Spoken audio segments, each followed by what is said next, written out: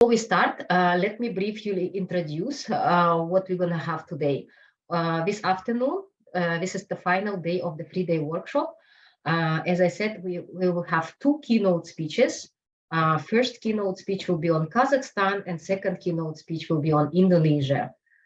I think this is very important to have presentations on these 2 countries. And actually, these 2 countries has a lot in common. You might think, how come? They might look different, but actually these 2 countries from energy transition have a lot in common. Both countries rich in fossil fuel like oil and coal, and also both have extensive extractive industry in the country. So large population actually depends on income and employment from extractive industries. And mainly rely on coal-based fossil fuel power plants. And also both countries set ambitious goal of carbon neutrality by 2060. So that's why I think I'm very happy we have these 2 keynote speeches on Indonesia and Kazakhstan. And I think having these 2 countries is very important in this workshop. Indonesia, as you heard from previous days, is the first pilot country for energy transition mechanism, which is a project led by ADB. Other pilot projects include Viet Nam and Philippines. So it's great to have Indonesia presentation, and also Kazakhstan potentially could be the first country in Central Asia with energy transition mechanism. Okay, please let me just check if we have first keynote speaker Kuanish. If we don't have him yet, we can start with maybe with Bart. We can change the order.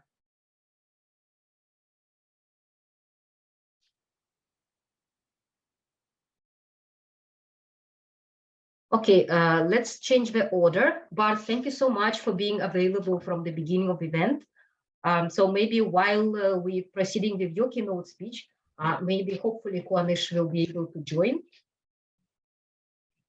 So let me start with introduction of Bart Lucarelli.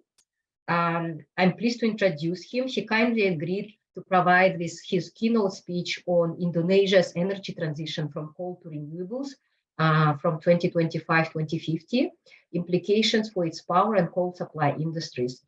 Bart is the head of Relevan Energy based in Bangkok. He's from Bangkok right now.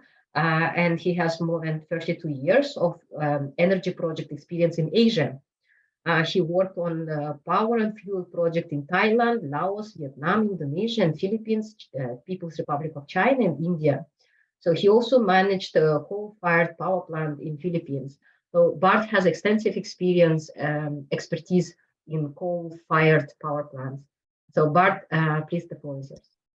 Okay, thank you very much, Dina. Thank you for your kind remarks about me and my background, and also to you and the ADBI organization for inviting me to be a keynote speaker. Shall I share my video and get the video, my screen? Can I do that? Yes, please. Okay, and here's the presentation. Is that being viewed? Yeah, excellent. Okay, can I shut off my video? That way I don't disrupt people's views when they see this wonderful background here. Let me just see, stop video. Okay, so for my presentation, I'm going to talk about Indonesia's potential energy transition from coal to renewables, or maybe I should have relabeled that, cleaner energy options. And I'm going to look at the time period 2023 to 2050 and talk about different policy options and technical considerations.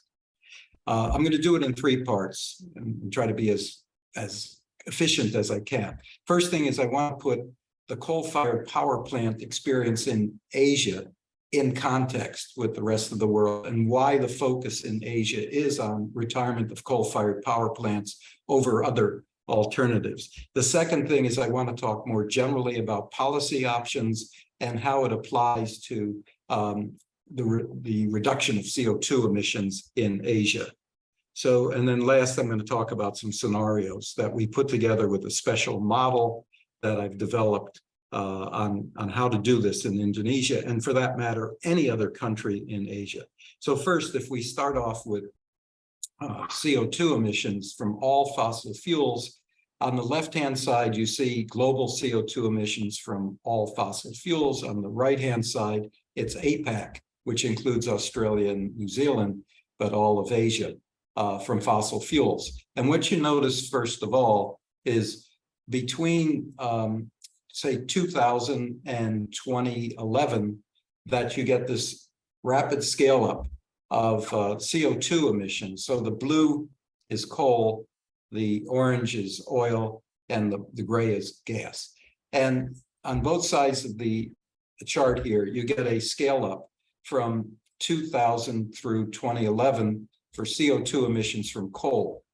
But when you look at the right-hand side for APAC, then you see a much greater trajectory going up to with CO2 emissions coming from coal. And the other aspects, the other fuels stay relatively small. There's some increase in oil you'll see from 2011 onward. That's largely related to economic development and transport increasing.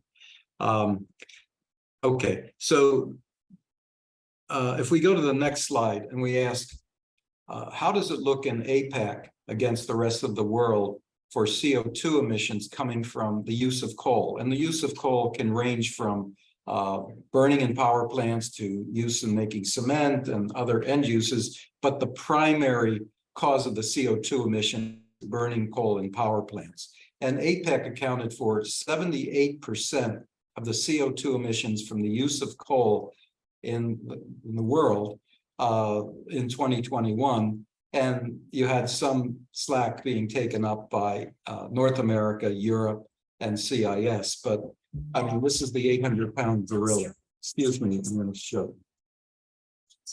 Sorry, I don't know why my kids choose to call me at this moment. I'm going to shut off my phone. Okay, and if we were then to look at how that plays out in the rest of the world by country, we find that of the top 8 countries accounting for CO2 emissions in the world, China, India, Japan, Indonesia, South Korea, 5 APAC countries are in the top 8, with China being the 800-pound gorilla and India its smaller brother.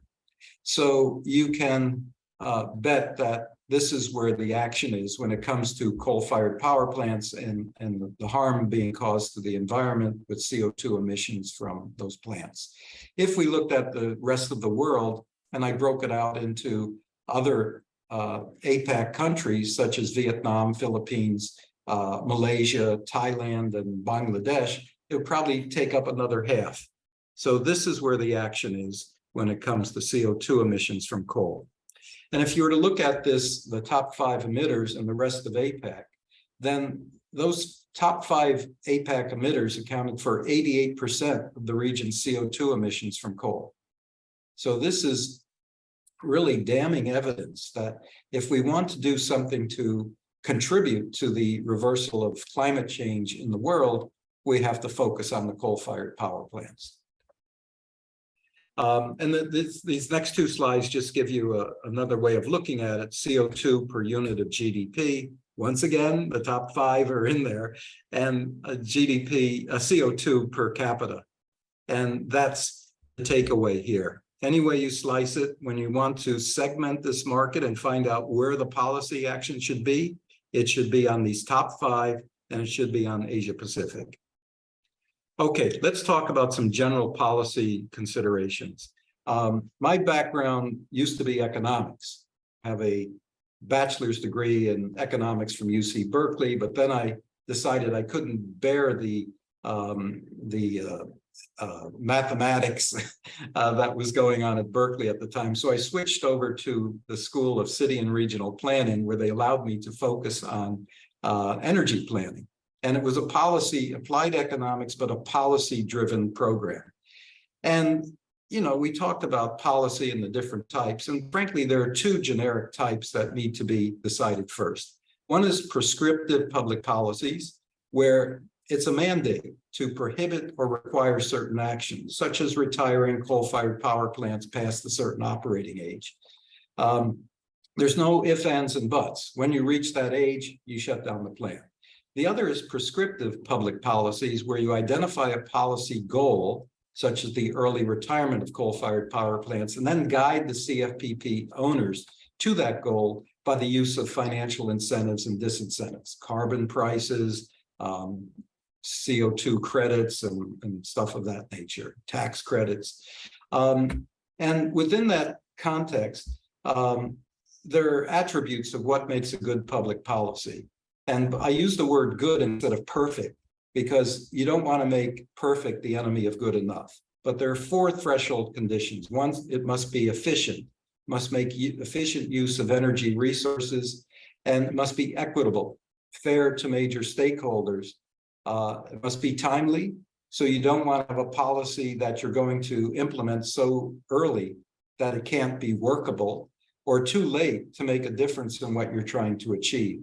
And last but not least, it must be administratively feasible. It must be practical to implement, enforce, and monitor for compliance. And here's where I think a lot of the policies that have been discussed so far fall short, because they are not administratively feasible. How many years have we been talking about carbon prices and other things, and we just keep on talking about them? And part of the reason is it's so, there's so much to unpack, and it's so difficult to come up with something that's administratively feasible and equitable that never seems to happen. And when it comes to CO2 emissions, that adds another issue that needs to be dealt with. CO2, as we all know, is an odorless, colorless gas, and it mixes uniformly in the stratosphere. And therefore, there are no direct environmental impacts on nearby communities or the country in general, where policy is being considered. And the result is, because there are no environmental impacts, you don't get protests over it, except for environmentalists. And most of the non-OECD countries in Asia refuse to reduce their CO2 emissions unless compensated or somehow pressured to do so. And the major limiting factor in trying to enforce anything related to CO2, because it's an international issue, not a national issue, is compliance, is the limiting factor. There's no enforcement mechanism. Paris Accord and other international commitments are strictly forward-looking and voluntary. This is a major challenge in trying to put together policy instruments that will work across the board. Now, when it comes to Indonesia, and some technical and social considerations that need to be taken into account, if the GOI decides to retire baseload CFPPs, coal-fired power plants, will need to find suitable baseload replacements. And I hope I don't offend people too much, but solar and wind are not acceptable replacements at this time for CFPPs. That's due to their intermittent nature. We acknowledge that, but then we, boom, like a rubber band snapping back, we go back to solar and wind, solar and wind. They also have excessive land requirements. And in Southeast Asia, this, given the density of population in most countries here, you will find to be a limiting factor over time. The second factor that needs to be addressed is the socioeconomic impact of any CFPP retirement program, whether it's an early or a reasonable date of retirement. There are going to be huge numbers of displaced workers, bankrupt businesses that are dependent on CFPPs and Indonesia's coal mining industry. And this is no small matter. Will have to be considered and addressed in any policy program. And then finally, the GOI earns significant revenues from the coal mining industry, and I believe CFPP too, but I'm primarily familiar with the coal mining industry. And it uses those revenues to finance other subsidies it gives for the use of fossil fuels. And they're in a trap, and they're unlikely to walk away from those revenues without having alternatives in place. You could just say, well, you've got to stop paying the subsidies, and then they'll have rioting in the streets, and and all types of issues, social issues coming up and political issues, and the government just won't go there. So you have to find the solution here. So a good energy transition policy will follow a suitable grace period that will allow for the construction of new baseload power plants, creating new jobs for displaced workers, and providing transition support for impacted businesses, and then generating new GOI sources of revenues. Now let's go into the scenarios. So to start off, let's ask where are we as a baseline in the end of this year? And what you find in the case of Indonesia, and you probably find it in other countries in the region, is that 80% of Indonesia's operating CFPPs will still be less than 20 years old, with only 7% of coal-fired power plants being greater than 30 years old. That's by the end of this year. And there's some other plants that are still under construction that will add to this percentage breakdown. And what that means, that coal-fired power plant could have a useful life of easily 60 years. Their PPAs tend to range from 25 to 30 years, but you've got an issue about shutting down young power plants where they're still recovering their capital cost. So what we've done, and I say we because I have a colleague who's working with me on this who couldn't make this call, is we put together two retirement scenarios. One is, I call a conservative retirement scenario, which says after 2030, CFP owners must retire any CFPPs that are greater than 30 years old. And prior to returning the site to the government, the CFPP owners must remove all equipment, buildings, civil works, the ash pond and coal stockpile, dispose safely of any toxic materials and chemicals that they've stored on site, and remediate the soil within the site. And I've managed from afar a coal-fired power plant in the Philippines, and I can tell you this is an onerous requirement. I think one of the speakers yesterday talked about this for coal mines. It's something that's heavily on the minds of CFPP owners, and why they try to extend the life of their power plants as long as they can. They just don't want to face the music on this, even if they have a sinking fund to account for it. Then we put a second scenario together called the accelerated retirement scenario. And after 2025, the policy would be that CFPP owners retire their CFPPs that are 25 years or older, or greater than 25 years. Plant site return to the GOI on the same terms and conditions as stated above, and incentives offered to CFPP owners who agree to retire their plants less than 25 years. You can also do that under the conservative retirement scenario. My caution here is don't get too heavily into this notion of having to pay CFPP owners to retire their plants. You have this age requirement, it does it for you, and you must limit the amount of money you lay out because there's so many other costs you're going to face in retiring coal-fired power plants. As I mentioned before, what are you going to do about the people who lose their job? What are you going to do about businesses that go out of business? There's a lot of money that's going to have to be spent to make any scenario work. Now, the way we went about this is we prepared a model, and it's called, I call it an SQL database. And we put all of the coal-fired power plants in Indonesia into this database, and they've been organized by unit and year of commercial operation, the capacity, and a number of other factors, location and so on, that we've used for purposes of scenario development. And then we made various assumptions about the type of boiler the plants had, whether they were subcritical, supercritical, or ultra supercritical. We're able to do that based on the year of COD and the size of the unit. And then we allowed for certain heat rate adjustments based on the age of the unit and the capacity factor of the plant. And we didn't have good numbers on capacity factor. I assumed 75%.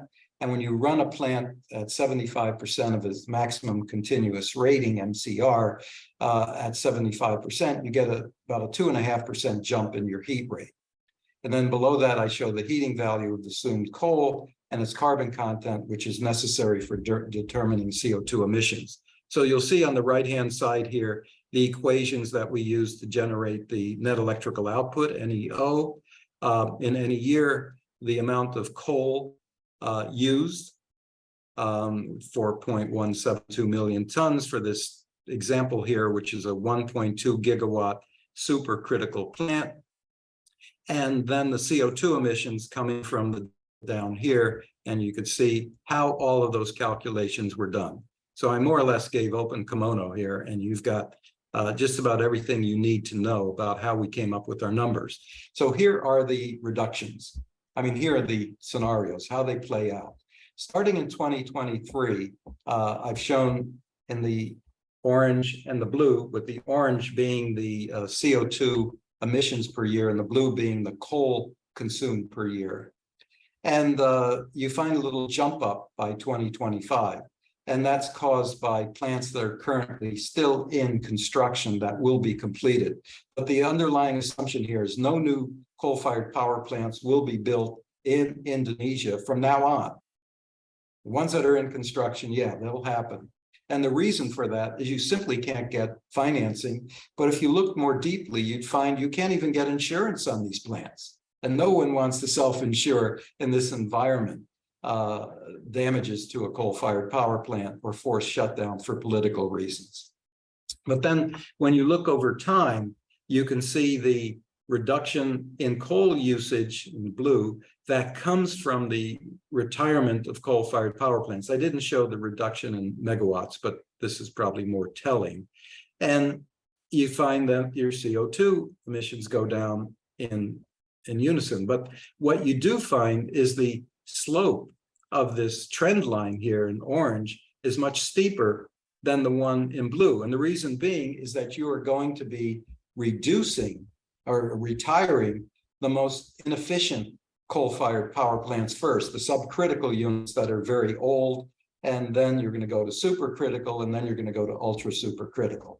And so this is what plays out under the conservative forecast. And you have on the right-hand side, I'll let you to read it on your own, but you can see the reductions that take place in CO2 emissions between 2025 and 2040, or 2030 and 2040, and then by 2050.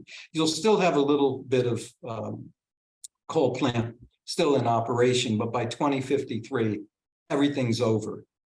And you could even retire plants earlier by giving some form of incentives to CFP owners who agree to retire their plants before the 25th year of CFPP operating. But as I said earlier, I wouldn't put too much into that. Then we went to the aggressive or accelerated retirement scenario, and you can see what happens here. You get much more substantial reductions in CO2 emissions starting in 2030 and then progressing through 2040. And by 2048, all of your coal-fired power plants have been retired and you have no CO2 emissions. And you could have potential incentives to get people to shut down earlier, such as having the GOI share the cost of site remediation and a sliding scale payment made to CFPP owners based on the number of remaining operating year. But this shouldn't be the focal point for any ETM. It should be mandated, prescriptive policy.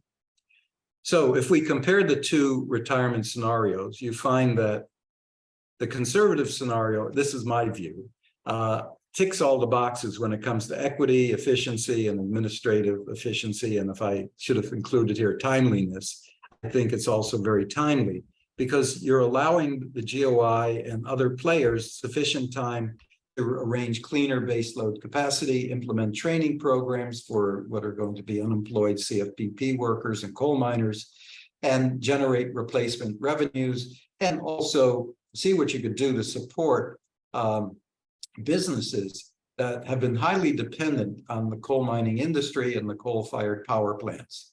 And by giving them that additional time, you're providing them time to repurpose their sites, could be used for geothermal, compressed supercritical CO2 energy storage, SCO2 power cycles, and I'll talk about those in a minute. and it allows coal mine owners time to evaluate the feasibility of converting the remaining coal resources into blue petrochemicals and blue synthetic fuels. And a lot of this is already going on in Indonesia with their products. And they're administratively efficient because you know what the COD date, and it's easy to design and implement incentives supporting early retirement based on plan age. If we go with the accelerated scheme, it breaks down a bit. It's not that it's impossible to do, but you're going to be facing some time constraints that will possibly derail the retirement program, not allowing sufficient time for the GOI to replace its revenues and arrange base load capacity. It doesn't make efficient use. You might get gaps in how much capacity you can retire as base load, and therefore they're going to have to seek variations. But it is administratively efficient. And I say on the bottom, if you run into any of these red X's, you can implement a variation clause to buy more time as necessary. But the problem with doing that is once you go down that path of giving people variations, they come back again and again and again, and it's excuse, mañana, and before you know, your program falls apart. Now, in terms of clean baseload power plant alternatives, I give you some alternatives here for you to check on your own time. 2 minutes left. When it comes to advanced geothermal drilling systems, there's interesting work going on where they're going to drill really deep and tie into hot rock, maybe 5 to 10 kilometers beneath the surface. There's a company in Calvary called Evor. I would check them out with these videos. There's also companies that Case out of MIT and QI Drilling out of Croatia that are looking at advanced drilling technologies. You have advanced compressed CO2 energy storage systems, a company called Energy Dome, and SCO2 power cycles, where you use CO2 to drive a CCGT plant instead of air and methane. So please do check those out in your free time. And in terms of a summary, I don't think this really is as much, but my feeling is that ADB can collaborate with the GOI. We already are talking about this early retirement based on age and help them to implement a viable energy transition mechanism that will lead to the retirement of all Indonesia's coal-fired power plants and replace them with clean baseload capacity by 2050, not 2060. And you can do it by having a policy framework that considers displaced workers, alternative supply chains and business opportunities for affected businesses, and new sources of revenue for the GOI. Finally, when implementing this good policy, it's important, once again, not to make perfect the enemy of good enough. So I did it in 25 minutes. I thank you for your time and your attention, and I look forward to any questions you may have. And by the way, I put my email address there, and if you wanted to follow up after this, please do get in touch. Thank you very much. Dear Bart, thank you so much. Excellent timing and very good presentation. Especially, I can see that you worked a lot with governments probably because everything very visual, easy to understand for busy policymakers. So we can start with questions, open Q&A. Dear audience, please. Okay, we have first raised hand from Ahmed. Please. Can you hear me? Yes. Okay, thanks. First of all, thank you very much, Dr. Bart, for your wonderful presentation. I have a few questions actually, and maybe it's related to my presentation as well. But first, let me ask you about, as we see that in the future, the government of Indonesia already planned to stop new coal-fired power plants beside the under construction one. But the thing is, as you mentioned in your presentation, if any government push to still develop new coal-fired power plant, there will be a challenge to get the financing, as you mentioned. But the thing is, in the government plan, one of the what is it, like the plan for the industrial zone, for example, in the new capital city, is still, plan to use coal-fired power plant as a main energy before they start to develop the hydropower plant. So I think there is a like a gap in terms of a captive coal power plant here. If we talk about the coal-fired power plant in general, not the one connected to the grid, but also the captive plant. So what do you think about this? And second, I'm just curious about one of your suggestion to replace the coal-fired power plant site into geothermal. One of my concern is, as far as I understand, most of the coal-fired power plant is located close to the coastal area, but most of the geothermal resources, the high temperature, the hotspot of geothermal in Indonesia is located in the forest area, which mostly mountain. Even with that condition, with high temperature, good potential of geothermal capacity, the government is still have a huge challenge to develop this geothermal. In terms of price and permitting and so on. So how the government can take this opportunity, as you mentioned in your slides, to change this coal-fired power plant site into geothermal, especially if I'm not mistaken, you mentioned about the deep geothermal drilling, which is, if I'm not mistaken, this is part of the unconventional geothermal drilling. I'm not sure, but Dr. yeah. Let me. I get your points, and they're excellent points. Let me first take the issue of the captive coal-fired power plant. If that's what they're proposing for the new capital, it won't happen. The government can huff and puff and say we're going to do this and do that, but unless there's financing, they will not build that plant. And I'm finding around the region, there's no financing, and you cannot get insurance for a new power plant. You can get it for the coal mines, but for new power plants, coal-fired power plants, the big insurers are saying no way. So I don't think it's got a chance of happening, but we'll see. We'll see. And my feeling is at the very least, this is going to be delayed so long that they'll go on to something else. Now, when it comes to geothermal, please do check out this company, Ever.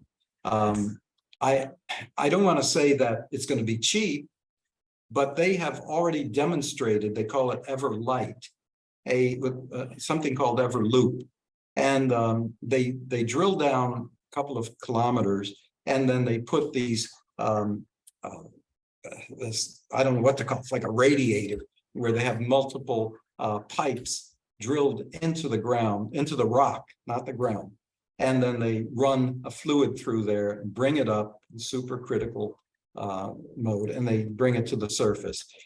Very interesting what they've accomplished, and people, I haven't spoken with them directly, but it could be game changer, because what this means is you don't have to go out to a geothermal site. You can do this in many, many different places, and you do have to do some geotech work to confirm that you have the right basement rock conditions, but it's going to open up areas to geothermal that you wouldn't have considered elsewhere. And the GA Drilling is also another company where I think Case is rather they're rather early stage. So when it comes to geothermal, I would say Indonesia's got some good possibilities. And by the way, it doesn't have to be right next door. If you're 5, maybe even 10 kilometers away, you could do a geothermal plant and put in a transmission line connecting to a coal-fired power plant, and you could start backing out coal-fired power with the geothermal. I mean, we're talking about doing it with biomass. It's sort of a repurposing of the coal-fired power plant. So there are a lot of interesting opportunities on what you could do with advanced technologies other than just solar and wind. But thank you for your excellent questions. Thank you. Thank you very much. Any other questions? We got comment from Dan in the chat. I think it's not a question, it's more like a comment. Okay. Any other questions? Can you, it's in the chat? Yes. For geothermal development at existing sites, a possible approach is to use ORC heat to power technology, which converts at 90. Yeah, maybe I've heard that, but I'm doubting Thomas about getting heat at 90 to 110 to convert to electricity. Again, I think preheat, but I think to get really efficient and substantial output of electricity, you need to go deeper. And by the way, there's nothing wrong with going down that deep. It's been done by the petroleum industry. And it's just a matter of how you're going to perfect the sealing of the wells going down. And thanks, Dan. I think this is a matter that needs to be looked at because we want to do it the cheapest and the most feasible way possible. But I do think we'll probably want to go deeper to get the more efficient output here. Okay, next. Yeah, thank you, Bart. So we don't have questions from audience. So next one is from me. You mentioned that to choose power plants to retire, you take the least efficient. So I would like to know your opinion, like what we think coal plants should be retired earlier, and what government will actually select. It might be different, right? Do you think like how they should select for early retirement and how they actually will? No, thanks. This is something I forgot to mention in my presentation. The model that we put together has all of those plants in there, and we identify which ones would be retired when. And so, you know, this is what I think we need. We need some quantitative database that says how we're going to retire individual units. And it's not an entire plant. It could be one unit. Some of these plants, they commit, you know, the first unit was commissioned in 1984 and others in 1995, the same plant. And so you can go through unit by unit with this database and start selecting the ones and having a dialogue with the government. I think this is where ADB can play an extremely important role. If you're knowledgeable and you show, we understand your power system, and you bring in some, you know, high-powered engineers. I'm not an engineer, so you wouldn't call on me, but you bring in engineers to talk about not only the age of the plant and how inefficient it is, but also where it is on the grid. Is it providing necessary support where you might need to have additional capacity, baseload capacity to make up the difference, or doesn't it matter anymore because the grid has evolved in such a different way? So yeah, I think, yeah, sorry. Yeah. Great idea, Bart. Actually, I like that you said we need something like manual instructions for government how to choose plant for early retirement. So it doesn't exist still? There is no such document, like maybe international organizations provide it already, no?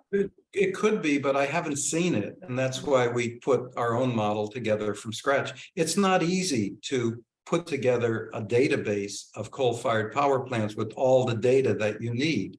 And some of it you've got to do based on assumptions, based on your expert knowledge about what plant would have a supercritical boiler versus subcritical and the heat rates and how they're being dispatched. You know, at capacity factors is something we have to take a guess at. But for people that have really in-depth knowledge, like if you had some retired PLN people to work with ADB, you can come up with I think some pretty good data there. Great, thank you so much, Bart. So excellent timing, and I think I learned a lot on the retirement of coal-based power plants. Thank you so much. And I think it's this representation relevant not only for Indonesia, but also for other countries which considering early retirement.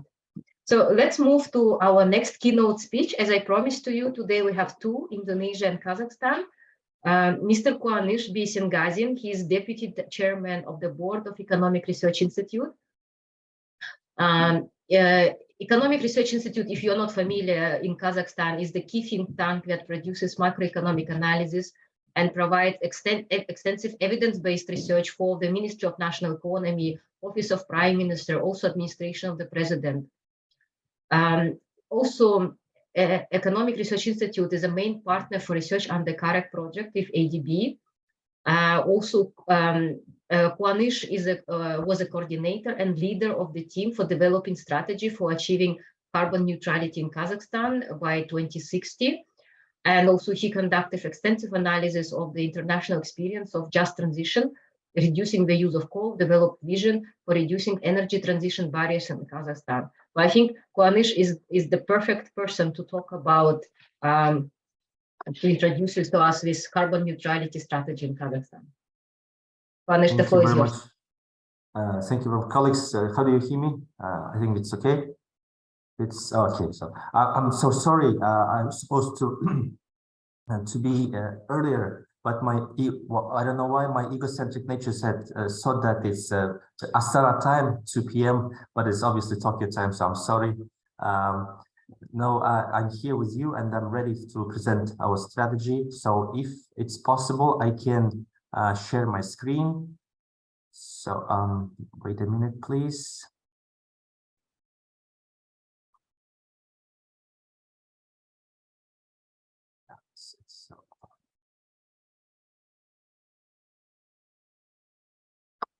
I hope that you are seeing very well. Yes. Okay, so basically what this year, obviously last year we started working on the draft of the strategy of low carbon development of Republic of Kazakhstan up until 2060. Very big and comprehensive work has been done within our team in order to draft this strategy.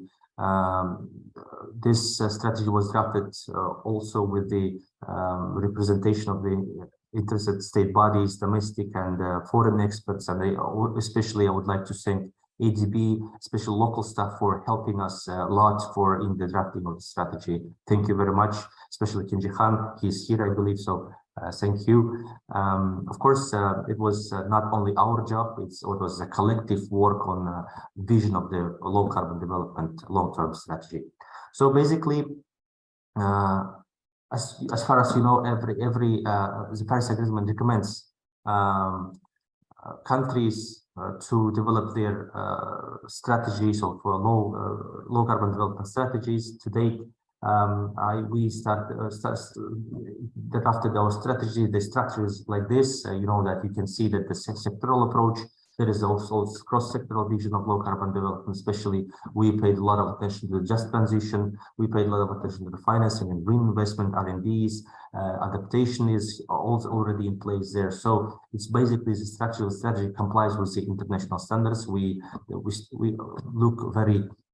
We have a very big focus on the strategies of France, of Germany, and of Southern Korea, etc. So basically, right now, 57 countries have approved their low carbon development strategies. You can see on the screen. At the same time, the US, for example, Russia, EU is intended to reach a carbon neutrality up until 2050. We, within with China, I believe, have set goals to achieve carbon neutrality up until 2060. You can see on the screen that we have established a phased approach to our objectives. We have 10-year target. You can see the next slide, for example. In order to the achievement of the ultimate goal of carbon neutrality will be accomplished by 10-year interim target indicators, as you can see in the screen. So basically, the intermediate large target is NDC of 2060, which we would like to decrease our emissions by 15% by 2060. And obviously, in 2060, we're going to reach carbon neutrality by 2060. So achieving these ambitious goals of climate change and reaching carbon neutrality will occur in 3 main dimensions in Kazakhstan. Basically, decarbonization of emissions from energy production and use, which means that means the transformation of the energy sectors, in particular the shift towards more sustainable energy sources and gradually reducing the volume of fossil fuels, especially coal, in terms of using the electricity and heat instead of direct burning of coal. Right now, coal-fired generation retains a dominant position in Kazakhstan, especially as the previous speaker said that in Indonesia, it's 70% of all electricity is used coal in order to produce. So we have to reach the carbon neutrality for the systematic reduction of the share of coal generation is obviously necessary. And the second direction is decarbonization of non-energy related emissions, which means that it's expected to increase carbon efficiency in agriculture, for example, to sustainable farming and animal husbandry practices is needed to develop. Third direction is especially takeover and compensation measures, which is increasing the ability to accumulate carbon in forests and soils and using carbon capture technologies and storage technologies. When they start to be economically feasible, we believe that it will be in the 30s, in 8 or 10 years from now. You can see that the decarbonization process will cover almost all the sectors of the economy. As I said, it's a gradual reduction of coal generation and the development of renewables in energy sector. In particular, wind, there is a big potential of wind in Kazakhstan. Of course, there is an important moment in the technological modernization of industry, and above all, it's our basic industries and taking into account the principles of energy savings in our basic industries like metal production and etc. Of course, the principles of energy saving will also be extended to other sectors of the economy, in particular in the improvement of thermal insulation in buildings, using the modern energy efficient appliances in our buildings and etc. So what else we can say? Those principles which I also a little bit talk about of decarbonization and systemic implementation of the necessary measures will ensure sustainable, we believe, sustainable economic growth, because this document is a top level, which is equal to the strategy of Kazakhstan 2050. You know that in 10 years from now, we started drafting Kazakhstan 2050. We intended to be a part of the most developed 30 countries, but now most of our goals has been changed because due to this strategy, and our main strategy will, of course, change, of course. So also we have, but I didn't put it here, but at the same time, scenario of carbon neutrality, of course, will ensure a high level of technological development through proactive investment policy, of course. Considering the average value of cross-fixed capital formation in the economy in the last 10 years, for example, it's about $40 billion per year, and the total volume of gross fixed capital formation for continuing the current projection of economic development for the period of 2000 up until 2060 will be $3.3 trillion. So so the net investments for low carbon technologies that contribute to the achievement of the neutrality will be approximately estimated to more than $600 million.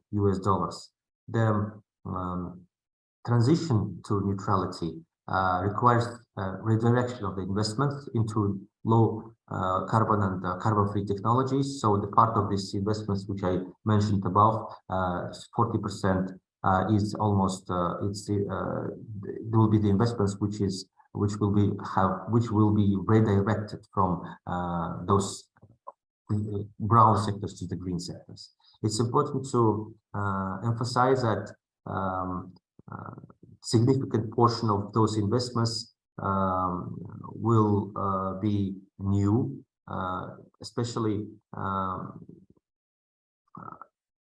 we estimate that it's almost 327 billion of out of 600, which I mentioned, will be redirection of the investment resources. I'm sorry, I just don't remember the correct numbers. So and the 2023 billion US dollars will be new investment resources.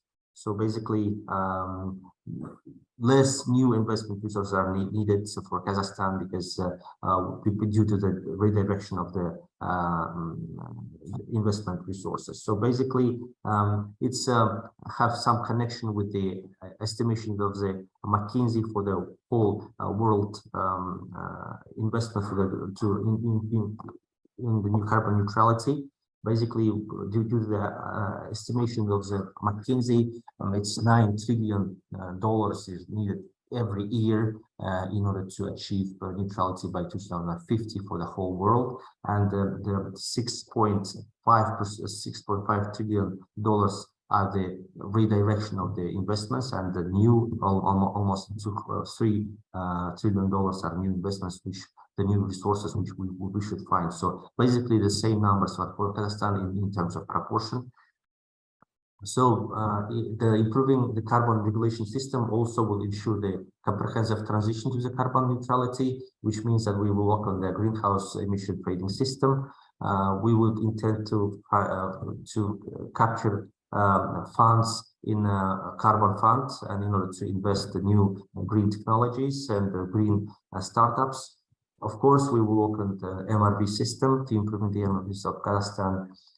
Taxonomy and ecology labeling is also the big part of the system in terms of basically 42% of all the emissions are regulated in Kazakhstan, and we also in the strategy we don't forget about the other 58%, the mechanisms of the influence of the reduction of GHG emissions of unquoted and unregulated economies, and they will be in the strategy as well. So of course we have the climate projects, grant financing, green procurement procedures are also have mentioned in the strategy as a major directions of the improvement of the situation. So I think that this is a very short view of the strategy. So basically, if you have some questions, I will be very happy to answer. Basically, we're happy that we are the 28th country which has adopted this strategy. I believe that we've sent already to the UNFCCC our draft of the strategy, and we are waiting for their approval as well. So starting from this year, we will start the implementation of the program. Of course, we are working now on the development of the roadmap in order to understand our next steps, more detailed steps in each sector. So basically, this is only starting point, the strategy which have the great vision of what we have to do, and what we have to do exactly we will do. We will have a vision on the detailed roadmap. So this is it, I think. Alex, if you have some questions, I will be ready to answer. Dear Ganesh, thank you so much for introducing to us this carbon neutrality strategy. I was not familiar with that. And later, if you can give us a link, maybe in chat box to the strategy, so like our audience, we can read, that would be great. So my question is actually, I was impressed that you included green procurement. I didn't expect that. So maybe you can explain us. I think for this event, first time we hear green procurement, right? So maybe you can explain. You mean, I guess, public procurement, right? Yeah, green procurement. Yeah, Well, yeah. I think this is very new, right? We never had this before. I remember a requirement was mainly have to be local content, like have to be local procurement. So now new requirement. Do you have any details how it can be implemented and so on?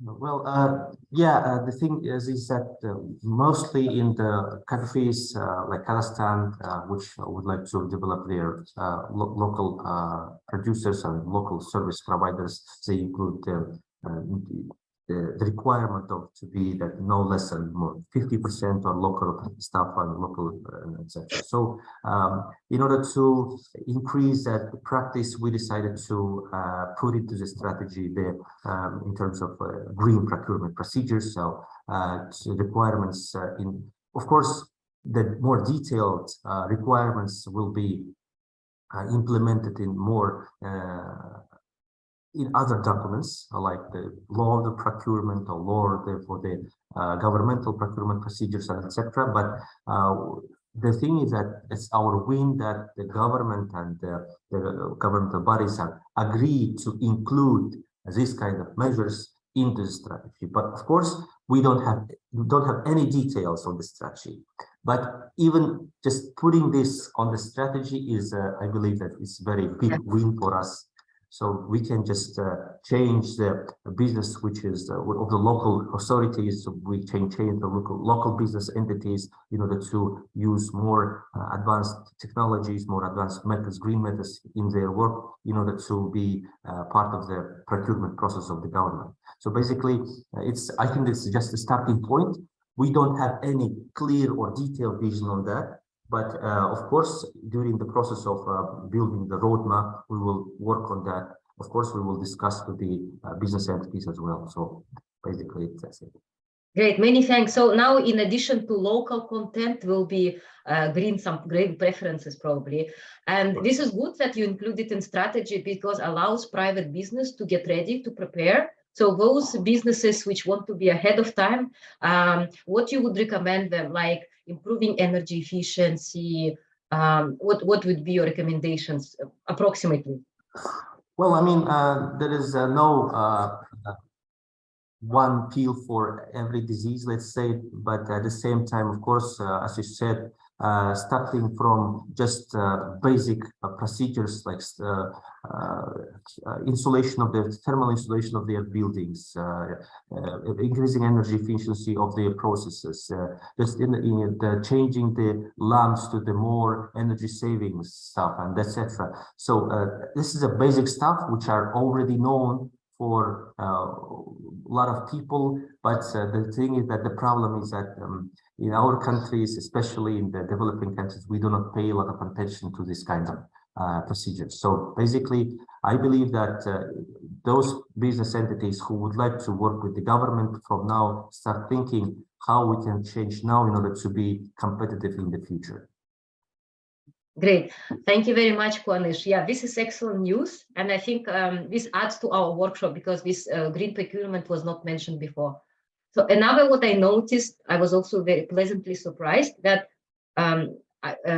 it's very good that it was included not only energy, carbon emissions from energy, like you said, energy efficiency, decarbonization of energy, but you also mentioned carbon coming from non-energy. Right? Can you please explain us in Kazakhstan where carbon is coming from non-energy? Because I think most of carbon, majority coming from coal-fired power plants or coal in households. But where's non-energy carbon is coming from? Thank you. Well, the thing is that according to the criteria of our colleagues from UNFCCC, there are 4 sectors, like energy, which everything is included, the burning the fossil fuel, which then depends from burning fuel, let's say. So basically, you're right that almost 52% of all emissions that come from the coal somehow, the transportation of coal, the burning of coal, or and etc. So, but some part, for example, in manufacturing, for example, in cement production, there is also emission which comes from chemical processors, which is included in the strategy as non-energy sources of emission. And also there is a big issue at the same time, big emission source is agriculture.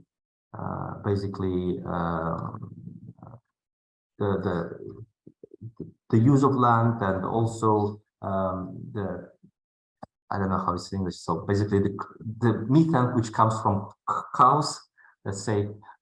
So this is a big emission of coal in Kazakhstan, but especially the emission which comes from this sector is much bigger than, much larger than from transport, for example.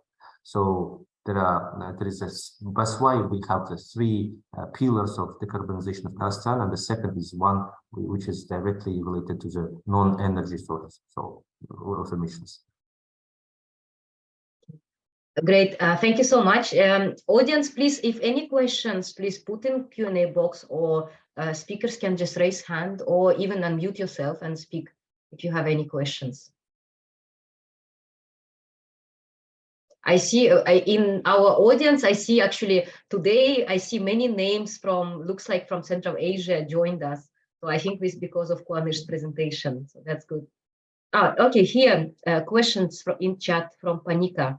How Kazakhstan is managing financial resources for undertaking decarbonization processes? Well, yeah, it's a very good question. As I said before, almost 60% of all resources needed to the decarbonization came from the existing resources. So basically, these investments are already existing in the economy, but they will change their movement from brown technologies, brown sectors to the green sectors. And the left 40%, we are looking for the resources. Of course, we are waiting also for the international support from the international organizations as well. We are closely working with ADB in energy transition, using energy transition mechanism in Kazakhstan in order to change the structure of the energy production. Of course, so this means that not only international support, but at the same time, we are waiting for the private initiatives within the country in order to the business can start investing in the green technologies and the green methods and production methods in their everyday life in order to change their production business processes. I mean, all of those sources can combine to what we need. I mean, $600 billion are not too much money for Kazakhstan, I believe, in 40 years of time.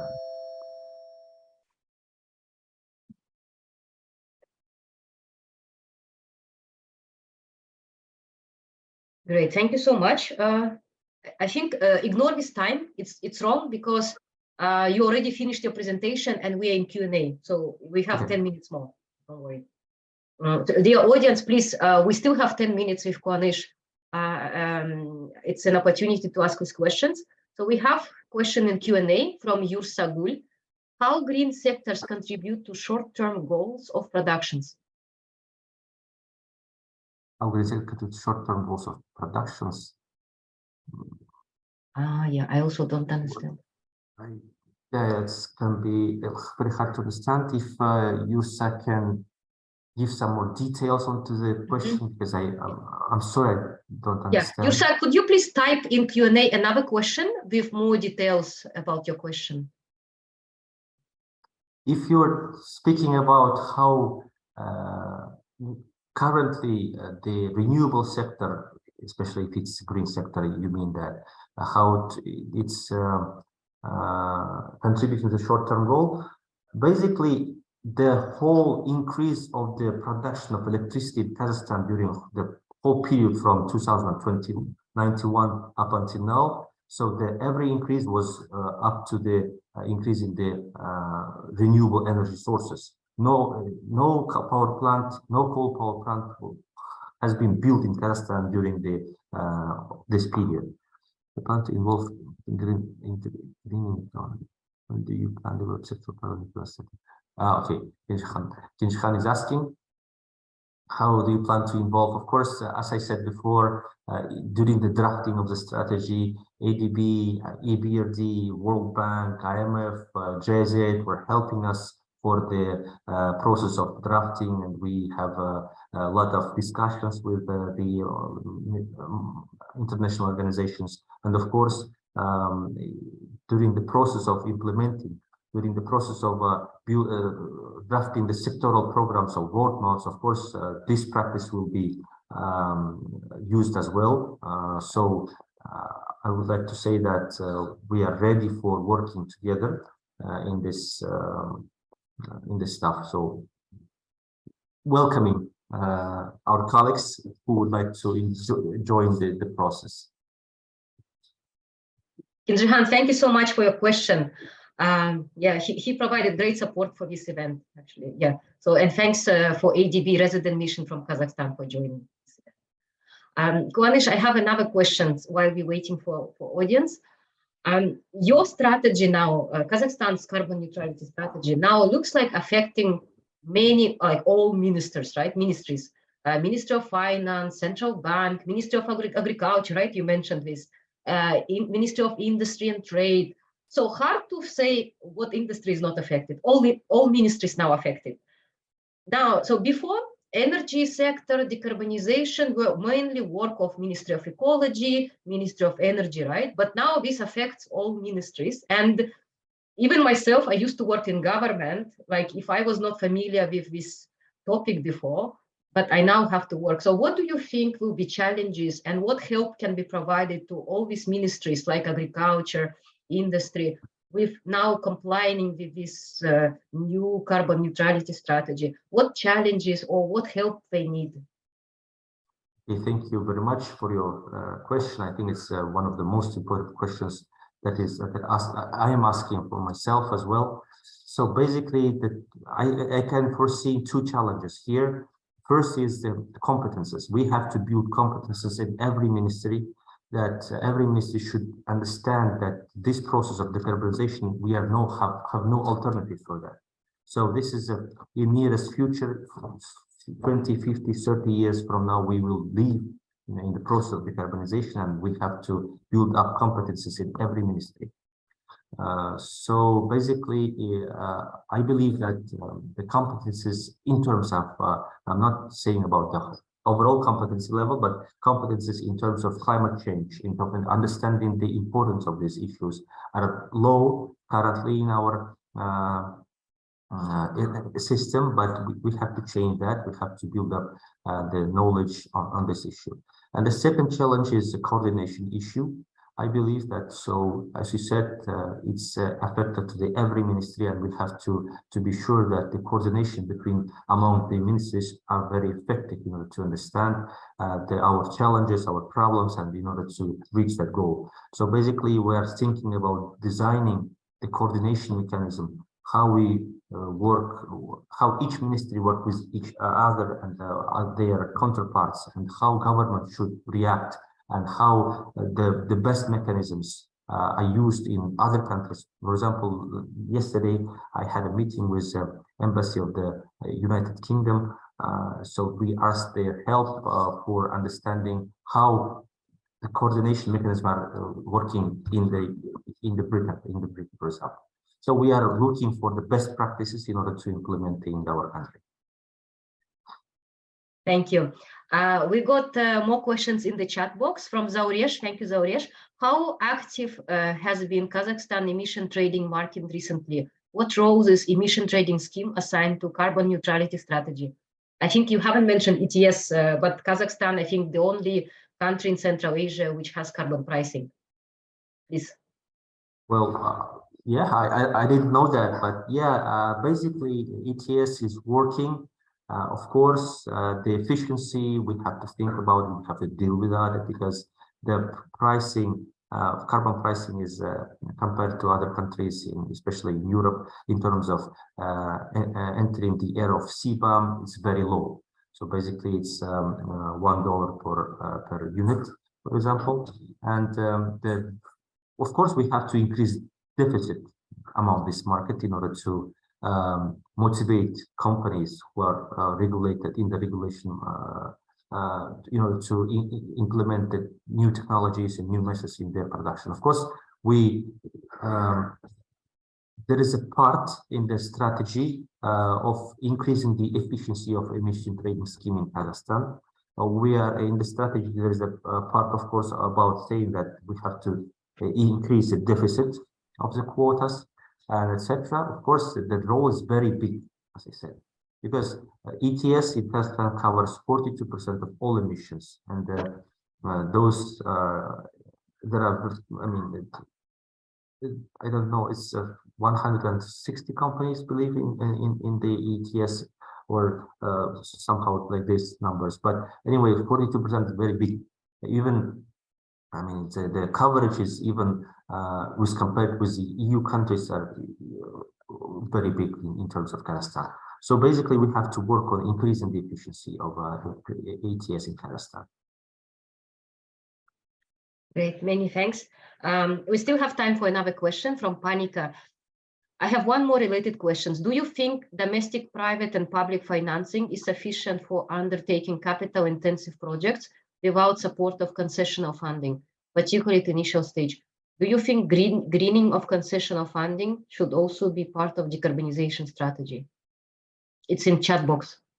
Okay, interesting question. Of course, as said before, we need to reallocate a lot of resources in terms of reaching the carbon neutrality, not only government, not only private sector, but also I mentioned the support from the international funds.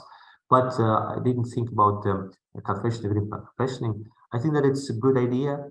We have to think about, and we have an optional way for changing the strategy in terms of we can adopt changes after 5 years from adaptation. So basically, probably we have to think about in the next round. But in terms of implementation, of course, we will keep in mind your suggestion. Thank you very much, Kuanish. Yeah, I hope we in future, even after the event, we continue our discussion. I think a lot area for collaboration with us. Please don't forget to put in chat box link, if it's possible, link to Kazakhstan strategy for carbon neutrality. Yeah, if you have this link, that would be great. Yeah.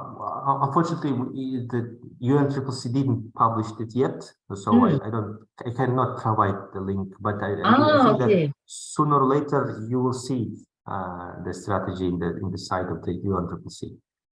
Okay, good. That's why I couldn't find it on internet. Okay. I was trying to find it. Okay, now I see. Thank you so much for explanation. We just already submitted, but they didn't publish it yet. So we are very lucky. We got your presentation before even it's in public access. Yeah. Thank you very much. Thank you. Yeah, thank you, Kuanish, for being with us today. Excellent keynote speech. I hope audience, we all learned a lot. I would like to finish this keynote speech, and let's go to next session, which is called Energy Transition in China, Indonesia, and the Philippines. And this session will be moderated by Zulfikar Yurnaidi. He is Manager of Energy Modeling and Policy Planning from ASEAN Center for Energy, which is based in Jakarta in Indonesia. And this department leads the research on cooperation activities in ASEAN, especially implement regional energy policy and planning, support other programs in ASEAN Plan for Action for Energy Cooperation. Also, he is responsible for development of very famous ASEAN Energy Outlook and also ASEAN Energy Database System. Zulfikar, the floor is yours. Yeah, thank you very much, Dana, for the very kind introductions. Welcome to maybe the last but not latest, hopefully, panel sessions in this event from the ADBI in Energy Transition Workshop. So we have 3 papers and 3 discussions in the 6 sessions in energy transition in the PRC, Indonesia, and the Philippines.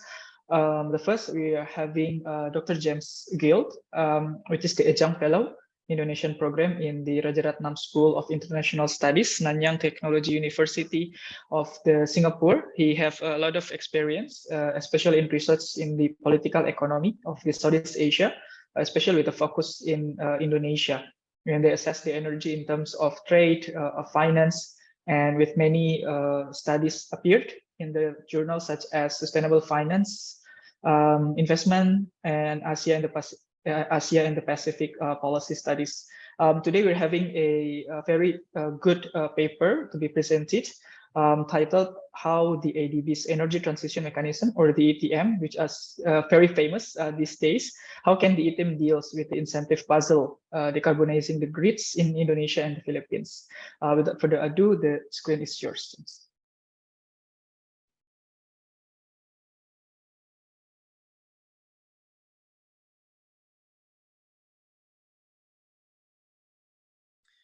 Okay, thank you, Sulfikar and Dina, everyone, for being a part of this webinar. So my paper is titled "How the ADB's Energy Transition Mechanism Deals with the Incentive Puzzle," and it's going to look at decarbonizing the grids in Indonesia and the Philippines. So I started from a pretty broad foundation, which is what is optimal decarbonization policy? You have your market-oriented policies like carbon taxes, tradable carbon credits, or green finance that tend to use price signals. And then you have more state-led approaches, non-market approaches like green industrial policy. And my answer to that question, what is the optimal policy, is that it depends. And some of our previous speakers have touched on this, which is that one single policy tool is not usually going to get you the result that you want.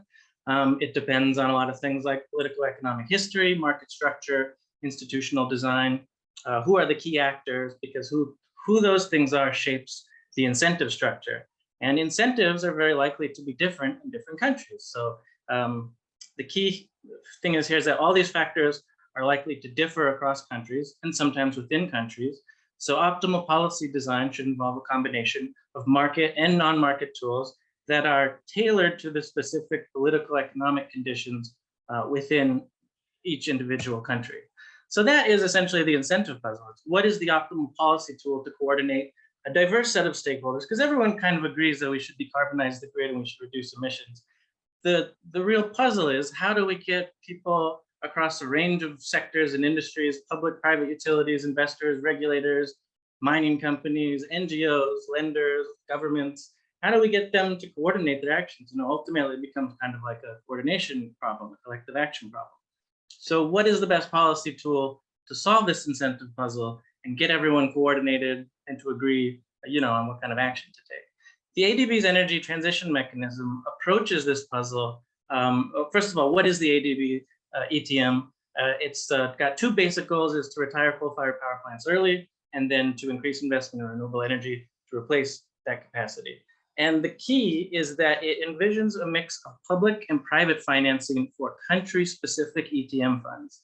And I think the country-specific aspect of this is very important, because it's not just one fund that's going to be used all across Southeast Asia, unilaterally. It's going to be tailored, I believe. Also, I should caveat this by saying a lot of this is still in transition. So this is just my understanding of the current development. But a lot of stuff is probably going to change as we go forward, and a lot of it's in the details. But I'm speaking to the general logic of this energy transition mechanism.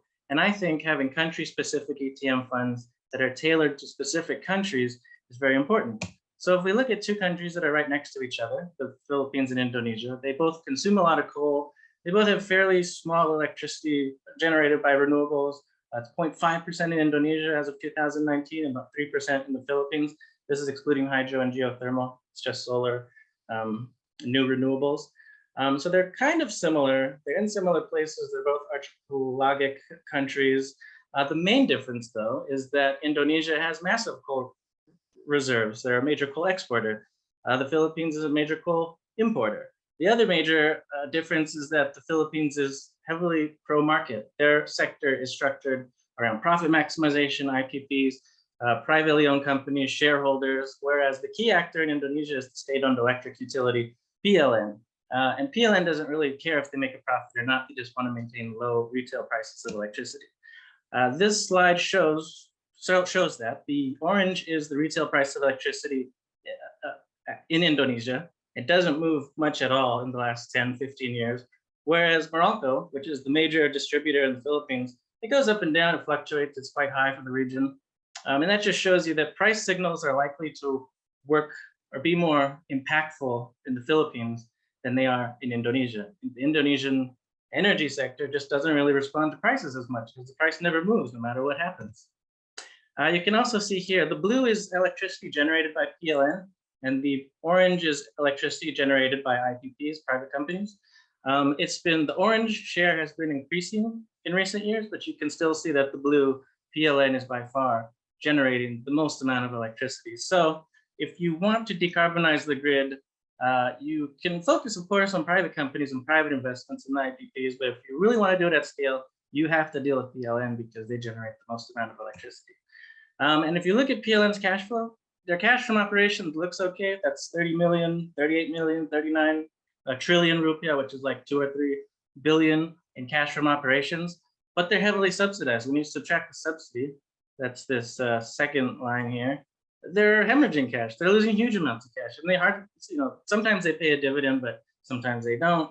The dividend's not that big. It's not run like what we think a profit maximizing business should be run like. And you have to understand that about PLN if you want to understand the energy sector in Indonesia. By comparison, Morocco in the Philippines, this is exactly what you would expect from a private company. They have positive cash flow, they pay generous dividends, a couple $100 million every year to their shareholders. Their shareholders include major infrastructure conglomerates. Their main concern is they want to make a profit. They want to build electricity systems that make money for their shareholders. Whereas, if you look at PLN here, in 2014, they didn't pay any dividend. They're losing a lot of money. It's just profit and price signals and market-based policy tools are, in my opinion, not going to move the needle very much on what PLN is likely to do or not do. So the ETM addresses this quite cleverly, I think, in its conception anyway, in its broad general logic. And one of the things, how it does this is that it's looking to offer PLN concessional lending earmarked for renewable energy projects. The financing is going to be contingent on PLN meeting certain obligations, such as shutting down a certain number of coal-fired power plants before their end of their useful life. All right, so this doesn't even make any attempt, I think, to appeal to market logic or market-based principles. It just dangles this carrot, and it says, here, you can have access to the concessional financing, but you've got to shut down these coal-fired power plants. Whereas in the Philippines, and again, a lot of this is not set in stone yet, but I think what they're probably leaning towards is that they're going to offer to refinance or re-leverage privately owned coal power plants. So by offering lower debt servicing for privately operated power plants, that means the shareholders can get paid back quicker because their debt servicing is going to be lower. So this is an engagement mechanism that really appeals to the commercial logic of key stakeholders like Morocco, other IPPs, private investors, etc. And I think it's really key, if this program is to be effective, that in the Philippines it adopts this pro-market, it understands the commercial logic and the incentive structure of these private companies that it's dealing with. And in Indonesia, it's dealing with a totally different logic that drives PLN, which is that they want to keep electricity low, they want to invest in, they always want money for capital investment, and they always need financing. So, an example of how this might work in the Philippines is the South Luzon Thermal Energy Corp. This is a 270 megawatt coal-fired power plant in Batangas, operated by AC Energy, which is a subsidiary of a major conglomerate. It's been operational for a couple of years. They've got about 10 billion pesos in debt on a 12-year tenor with the interest rate that floats between 4.44% and 7.11%. They've got a PPA with Morocco that goes through 2029, and net revenue in 2019 was about 4.7 billion pesos. So if you refinance that debt at a much lower concessional rate or something, then they can pay back the shareholders faster through operating income, and then they can retire. This came from AC Energy's annual report, so that's why they talk about retiring the plant in 2040. But I mean, if you could negotiate it down or something, that just depends on how they structure the deal in the end. But I think that the logic itself is pretty sound, and that's what you have to do, because all energy in the Philippines is generated by IPPs. So you have to basically ask the question, what's going to make these investors, why would they agree to shut down their coal-fired power plant early? Not just to save the environment, just because it's good for the environment, like what's in it for them? And I think that the ETM is approaching that problem in a pretty clear-headed and practical and transactional way. And I think that's a good sign. So the Just Energy Transition Partnership was announced at the G20 after I submitted my paper. So that's why it's not in the paper, but I did include a slide here because ETM is going to be part of this, which is that they announced they were going to raise $20 billion from countries like the United States, Japan, and European Union. 10 billion, again, this is still in its early stages. The details are still being worked out. But if you read the MOU or the announcement document, the basic idea is to mobilize 10 billion in public and multilateral financing. And that's going to be stuff like the ETM, where they come into Indonesia and they broker deals with PLN, to shut down coal-fired power plants and then provide financing for renewable energy. And then there's another 10 billion. The wording is very vague on this, that they're going to try to mobilize 10 billion in private financing contingent upon the catalytic impact of the first 10 billion from multilateral banks, from governments, from things like the ETM.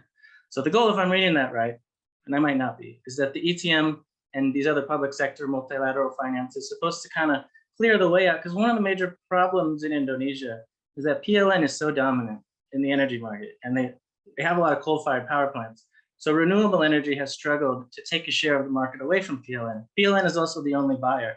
So it's not a great situation when you try to enter a market and the only company that can buy your electricity is also your major competitor and has the most market share, right? So the ETM kind of solves that problem by, offering this concessional lending to make PLN exit the coal market, and that will create space if they do it right and complement it with some legislative reforms and regulatory reforms for more private investment in renewable to take off. We don't know if that's going to happen, but that's the basic idea. So the main takeaways are that previous attempts to increase private investment in renewable, such as feed-in tariffs, have struggled in Indonesia because the IPPs just struggled to gain market share from PLN. The energy sector is less sensitive to price signals because Indonesia has large domestic coal reserves and PLN doesn't need to be profitable. They just want to keep electricity prices stable and low. And the ETM proposes to address this by dealing directly with PLN and dangling an attractive carrot, which in this case is concessional financing for capital investment. In the Philippines, you see that which their energy sector is more sensitive to price signals, market forces. You see that decarbonization policy needs to appeal to the commercial logic of these private stakeholders. You have to offer them something that they're going to want, unless the government just goes in there. I think as Dr. Bart was talking about with the proscriptive approach, where they just shut them down, but that has you open up all sorts of other cans of worms if you go that route. And the ETM kind of proposes to cater this, not with the proscriptive approach, but with the prescriptive approach. I think basically saying we'll refinance some of your debt so you can recover your investment on a faster time schedule, as long as you close this plant earlier than you otherwise would. So for policy implications, just some broad takeaways is that, in my opinion, broad brush policy tools like a carbon tax are unlikely to have a uniform effect across countries. So optimal decarbonization policy should involve a mix of price signals and regulatory reforms, as well as non-market interventions. And the key is that they're tailored to the specific political economic conditions of each country, because every country is likely to. So a flexible country-by-country approach requires identifying priority candidates, and that's why we're seeing some of these priority candidates like Indonesia, South Africa, Vietnam, the Philippines, are starting to be identified, and they're starting to roll out these specific funds and mechanisms. And a lot of it, as I say, it's just going to depend on the details of how these deals are structured. But the main takeaway from my paper, I hope, is that I think the logic is sound. I think the general approach is sound, and it's different from a lot of approaches that we've seen in the recent past. So that concludes my presentation. Thank you very much. Thank you. Thank you very much, James. Apologize for a little bit of technical issue for the kind presentations. Maybe I would like to call first our discussant, Bart Lucarelli, the Managing Director of Releva Energy. He's our keynote speaker, so I don't think I have to introduce him to the audience anymore. So I'll give the screen directly for your discussion points. Bart, please. Okay, and is my screen clear? Is it coming through? Yes. Okay. By the way, this is a fake background. I'm not at the beach, even though I'd love to be there. James, thanks. That was, I think, a very excellent presentation and excellent paper. I have some comments to share based on my biases on what works and doesn't work in Asia, particularly Indonesia and the Philippines, where I've lived and had quite a bit of experience, maybe not as much as yours. Your paper discusses the policy approaches in, I think, very useful detail. And the main takeaway was, as you said, that implementing an energy transition mechanism in Indonesia and the Philippines. Let me switch this over here so I can, sorry. Why isn't that moving? Come on.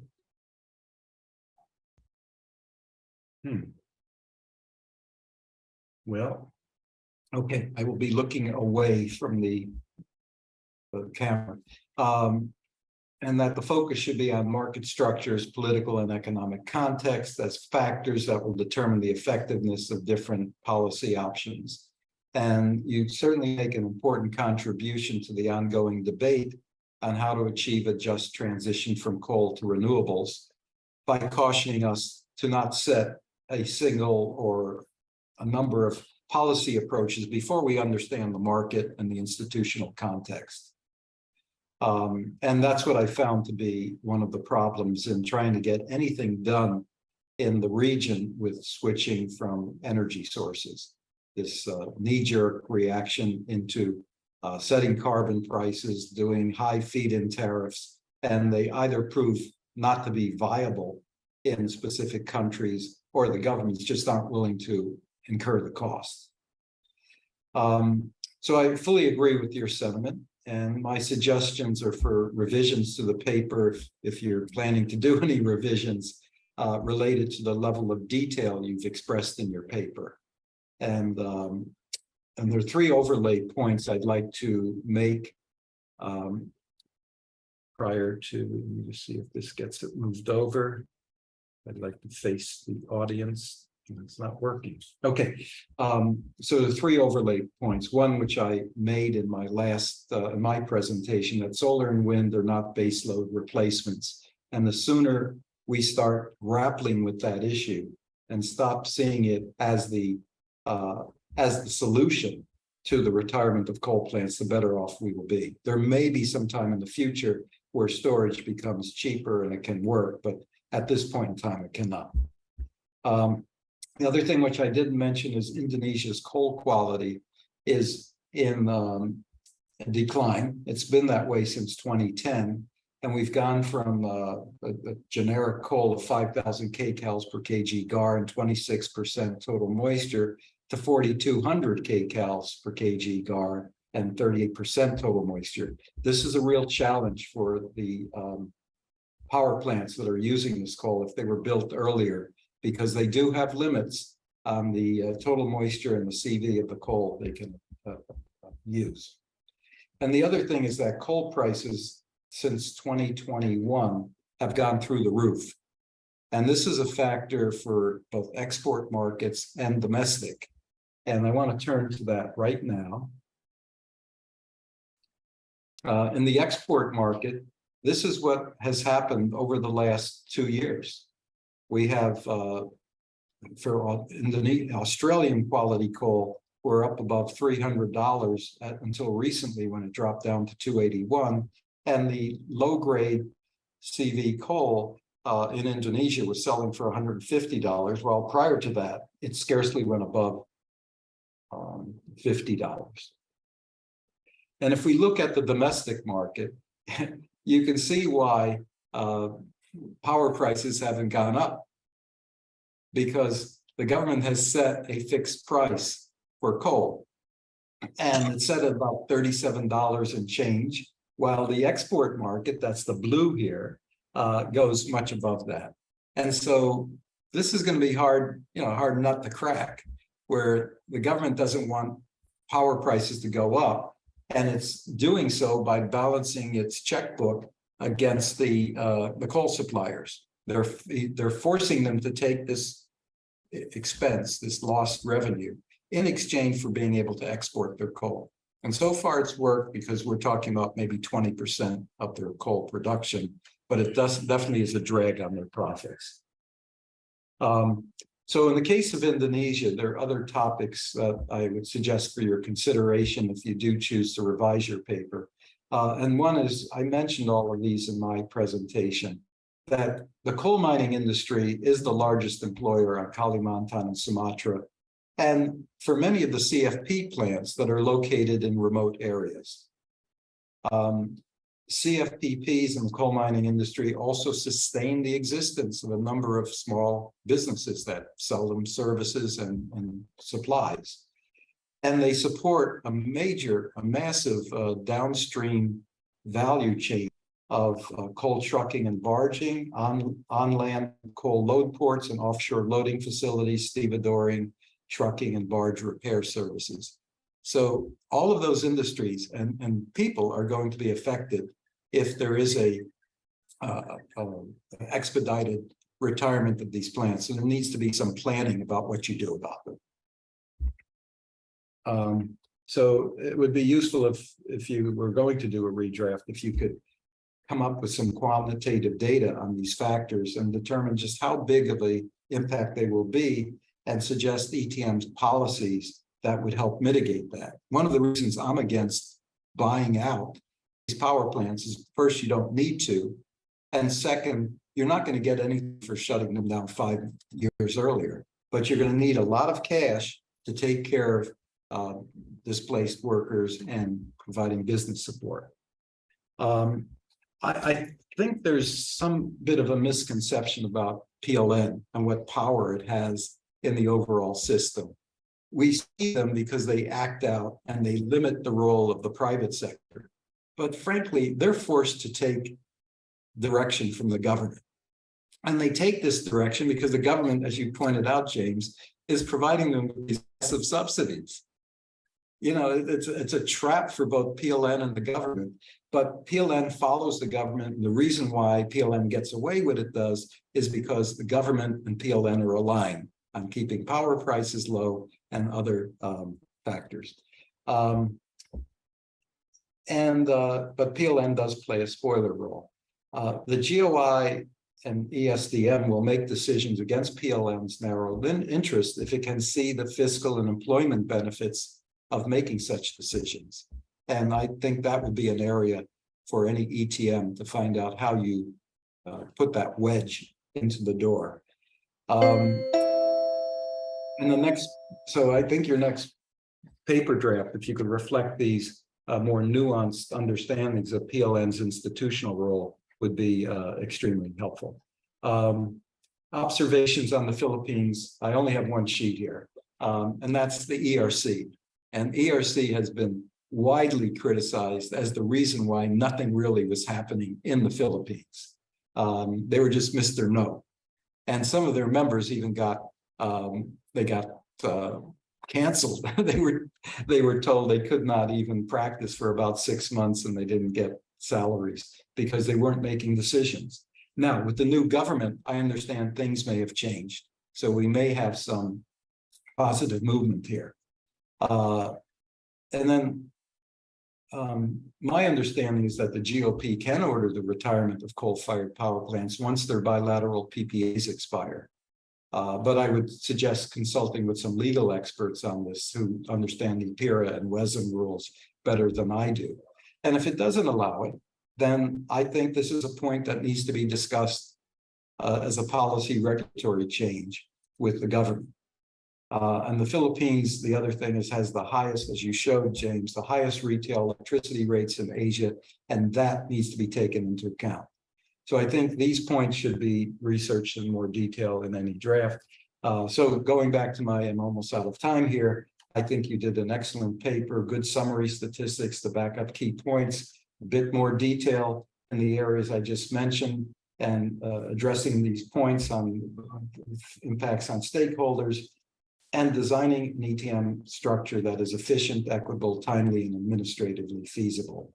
And I'll leave it there because I'm down to 6 seconds, but those are my suggestions for you, and just want to congratulate you again on what I thought was a very good paper.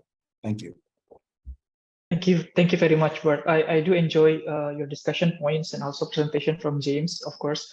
I think it provides us and all the audience a lot of insights and know-hows about how the power system, utility, the coal industry are playing out in Indonesia and also the Philippines. Before I jump with my own questions, I would like to give the screen quickly to James if you have any responses to the discussion points from Bert. Yeah, thank you so much, Bart. That is excellent feedback. I'll just go point by point here. I agree that it would be great to add some more discussion of the coal mining sector, but the paper was already like at 8,000 words. I'm not sure if I could fit it in this paper, but I could definitely try. I mean, I totally agree with you. They're all interconnected, right? So you can't really talk about the power sector in Indonesia without at least giving some background on the role of the coal lobby and all their political connections, etc. Actually, I wrote a separate paper for the ADBI a couple years ago on that topic. Your point that the government of Indonesia controls PLN, not the other way around, I didn't mean to give that impression. My point was that PLN is not controlled by commercial logic. They're controlled by the political interests of the government and the Ministry of Energy, etc. So when we interact with, or when we design something to engage with Indonesia's energy sector, we shouldn't think about commercial considerations. We should think about how does this serve the political interests of the government, just like you said. So I'll try to make that clearer in the revision because I totally agree with your point. And that's what's interesting is if you look at the shareholder of PLN, it's only one entity. It's the government of Indonesia, and that's what makes it so different from Morocco, which has all these conglomerates as its shareholders. In terms of the high coal price, that's unsustainable for, you mean for the government to maintain this price differential between the export market and the domestic market? Is that what you meant? No, it is sustainable because someone else is paying the price. Right. It's the coal producers, and they've shown, even though they have to subsidize PLN on coal, their profits are through the roof because of what they were getting in the export markets. So it works. It's just, it's going to be very difficult to come up with an ETM that will retire those plants if it's going to increase the power price dramatically. And unless you can get those coal prices to reflect export prices or somewhat closer, it's going to be a long road to hoe. I see what you're saying. Yeah, that's a tricky one. I mean, because last year when the coal companies were chasing export profits, the government did the coal export ban. They just banned exports outright. They said, you know, we're not going to allow any exports until you service the domestic market first. And I can tell you, I've been looking at, PLN is my electric company. I live in Indonesia. Through all this craziness in coal markets last couple of years, my electricity bill has not gone up at all. So, you know, I can see it from the consumer's perspective here. And you're right, that's something that certainly we have to give a lot of thought to going forward, because that's the big benefit of coal, right? Is that they can maintain these artificially low prices because there's so much of it here. So how do you wean yourself off of that? Yeah. And could I make just one point on this? Sure. We talk about unlimited coal reserves, but they do not have unlimited coal reserves of the quality that's going to sell throughout the region or can be used in those power plants. I don't know why the ADB and its ETM said we can't deal with coal. I really do think if you're going to talk about Indonesia, you simply cannot ignore it. There are just so many issues: coal quality, coal amounts of reserves left there, and its relationship to PLN and the government. Just an extraordinarily rich policy area to weigh into if you can. Well, if you're limited to 8,000 words, what could I say? But maybe a separate paper on that. Yeah, it's a tricky one. It is very tricky. And as for your feedback on the Philippines, I think you probably know a lot more than I do about the Philippines energy sector. So I'll just go through your slides later and look into those issues in more depth. So thank you so much, Bart. Okay, but before we go off, my comments on the Philippines come from 2 points. One is I lived there for 4 years and I had to manage a coal-fired power plant and deal with the ERC. And I'll tell you, I've never dealt with such an incompetent organization in my whole life. And but the DOE was absolutely excellent. So that I've heard from people who still own plants there that they've run into similar problems. And I think you solved the ERC issue and you've largely solved implementation issues in the Philippines, because I can't see any alternative coming in more expensive than what they're currently doing. I mean, those power prices are through the roof, the most expensive in Asia by a wide margin, even more expensive than Japan. Yeah, more expensive in Singapore, I think. Yeah. So you're living in Indonesia now? I've lived in Indonesia for about 6 years, yeah. Oh, okay. You got the scars to prove it, I think. So when I write Okay. about PLN, it's usually in between power outages, stuff like that. Yeah. In between when the power goes out. Okay. Well, there might be questions from people in the audience, so I'll shut up now. But thanks again, James. Thank you. Thank you, Bart and James, for the very interesting discussion. Kind reminder for everybody's in the audience and also speakers, you can type your questions in the chat box and the Q&A, or for the speakers, you can raise your hand, or you can also put your question in the chat. We have one question in the Q&A box from Kenzekan Abov.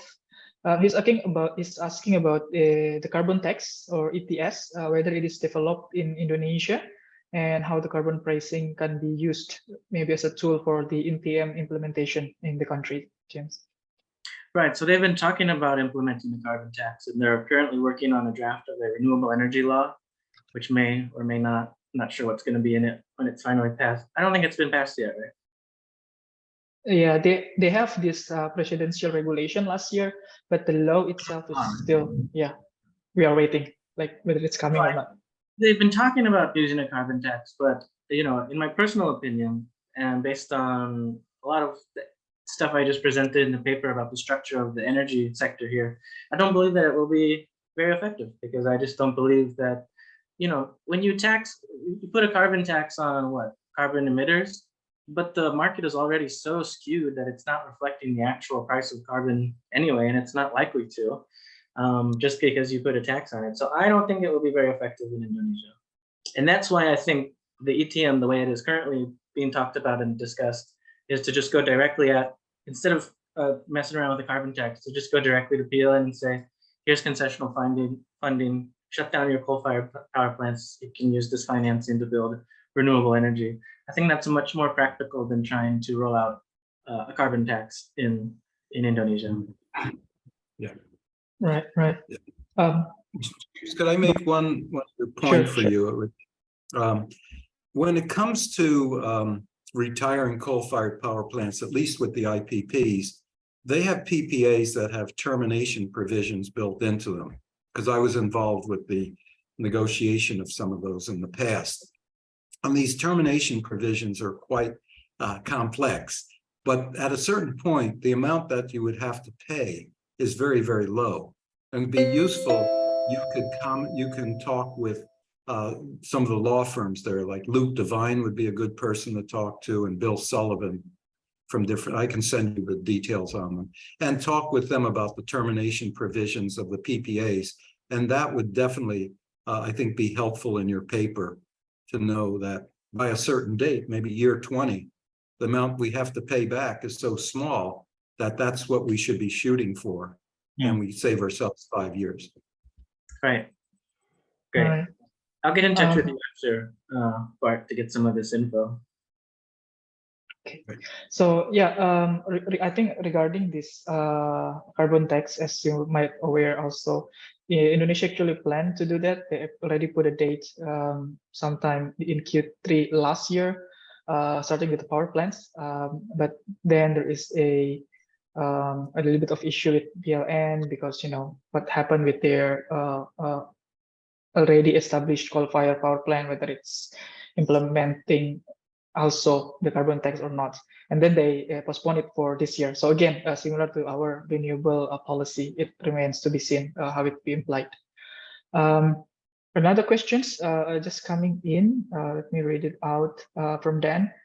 He's saying that giving money to PLN to shut down CFPPs does not really help much, because coal mining companies will export more coal, and make more money on that.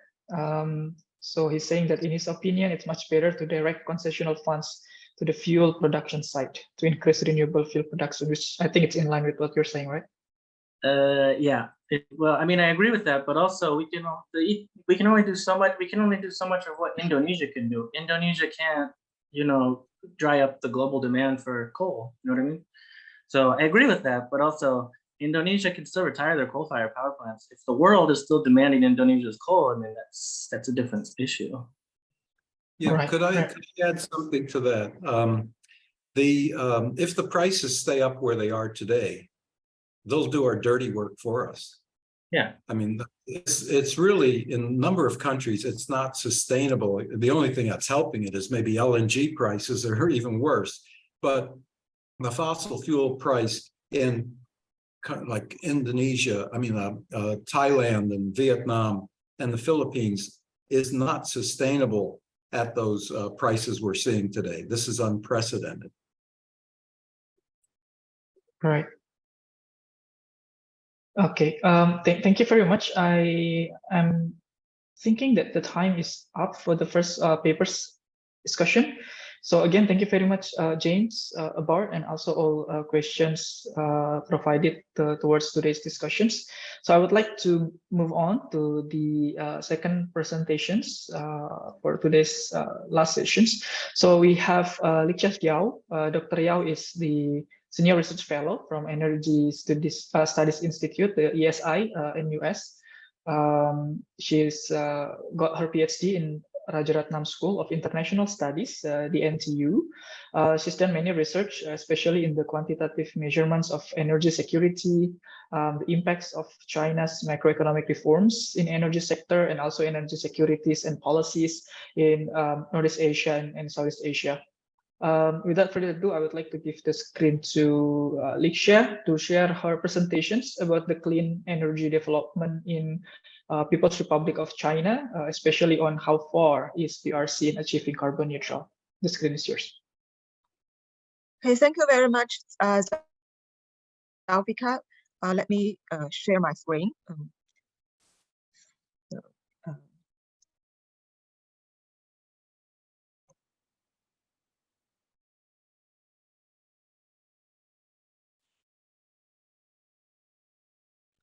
Can you see my screen? Yes, we have your screen. Okay, thank you. Great. So first, I'd like to express my sincere thanks to ADBI for inviting me to this meaningful workshop. So it's also a timely hot topic given current climate change situation. So my presentation topic is about the clean energy development in China. I will first give a very general overview of China's CO2 emissions and the renewable energy resources in China, and I will then discuss the cost factor, institutional factor, regulatory factor, and technological factor for phasing out fossil fuel in China, and then I will give policy implications and conclusion.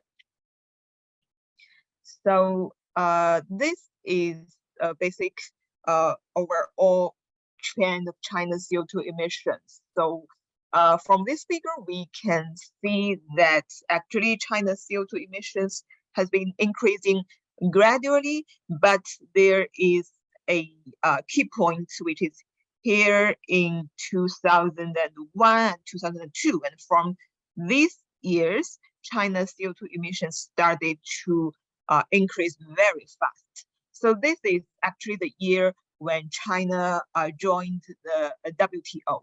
So from that year, from that period, China's economic development goes very fast. So which coincide with China's carbon emissions. Coincide with the fast increase of China's carbon emissions. And we can see that actually until 2019 and 2020, the CO2 emissions, the increase of CO2 emissions started to slowing down. This is because partly because the COVID-19. So the economic development started to also started to slowing down. So we can see that. So basically, China's CO2 emissions trend coincide with the economic development. So this is the CO2 emissions by China's field type. We can see that basically most of the CO2 emissions also from the coal sector. So coal steel, which I will talk about later. So coal steel contributing the most part of China's carbon emissions. And after coal is the cement sector and the oil sector. So the renewable energy resources are not evenly distributed in China. So basically we have the southwest, northwest, and the northeast parts of China with different sources of renewable energy location. So in southwest, China has the highest hydropower potential capacity in the world. And this basically China's hydropower is located in Sichuan, Yunnan, Guizhou, so which are the southwestern parts, southwestern provinces of China. And China also has considerable potential in harnessing its solar energy, and the solar energy is basically located in northwest of China, like the Xinjiang and the Tibet and some other northwestern provinces. And China also has technically exploitable onshore wind energy. So this is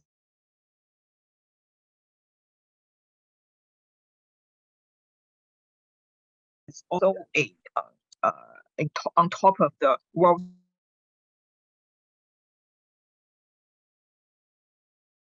So renewable energy resources are not evenly distributed, but but China has large potential of renewable energy resource development, and China is also rich in biomass resources.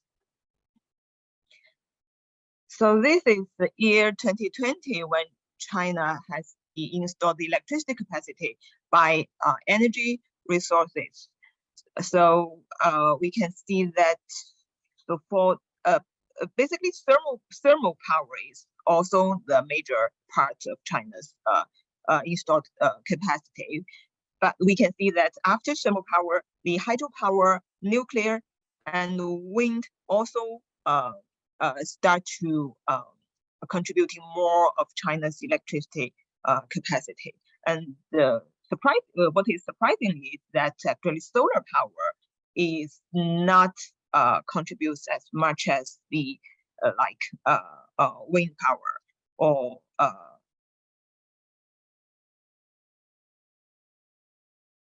hydropower. But basically, China has a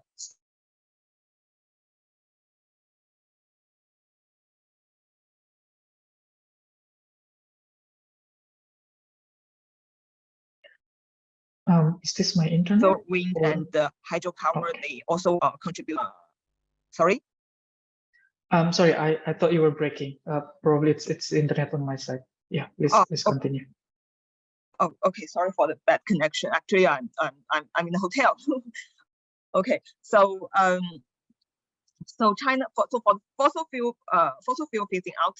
So given the current China's electricity, renewable energy resources, and current climate change situation, so China also has issued several plans or regulations to phase out fossil fuel. So for the fossil fuel, China is expected to reduce the fossil fuel share to only 20% of China's total energy mix by 2060. And China also has its 14th five-year plan for modern energy system. So this plan also aims to phase out 30 gigawatts of inefficient coal-fired power plants. And China also aims to shut down about 1,500 power plants from now until 2030. However, the restrictions on the import of Australian coal and the Chinese government's plan to phase out coal-fired power plants also led to the power shortages in the late 2021. So actually, I will hold a meeting with some Australian experts tomorrow to discuss about the restrictions on the import of Australian coal. But actually, the restrictions was lifted last year. So we will discuss basically how the China-Australian regulations, China-Australian relationship will affect the coal trading between the two countries. But basically, the last year or from the year before last year, so China's the restrictions on the coal imports and the shutting down of coal-fired power plants, resulting the electricity shortages in China. So this also indicates the challenge when China is going to phase out its fossil fuel, particularly to phase out the coal-fired power plants.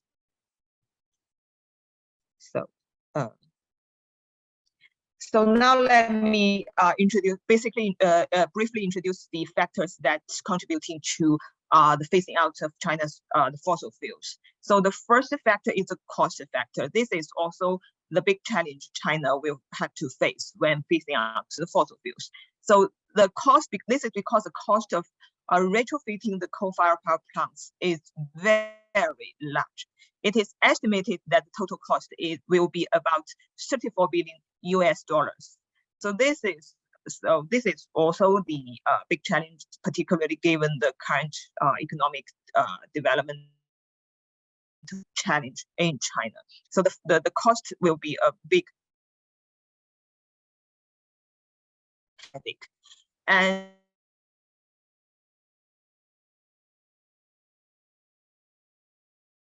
another cost, which is also big, is more renewable energy sources, such as the new the solar power plants and wind farms. You need to upgrade the existing systems 5 times more costly than building the solar power plants and or wind farms. So this is also a big problem. So it is estimated that the total cost of improving the existing electricity power grid from now on until 2050 will be about 50 trillion Chinese yuan, which is 7.3 trillion US dollars. So this is also a big cost and a big headache for China's phasing out to the fossil fuels. And another factor is the institutional factor, because the energy governance in China is to some extent fragmented. Like we have the NDRC, which set the energy prices, and we also have the NEA, which is the National Energy Agency, which formulates and foresees the implementation of the policies.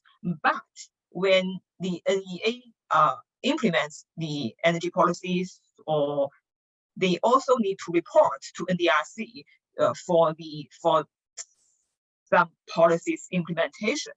And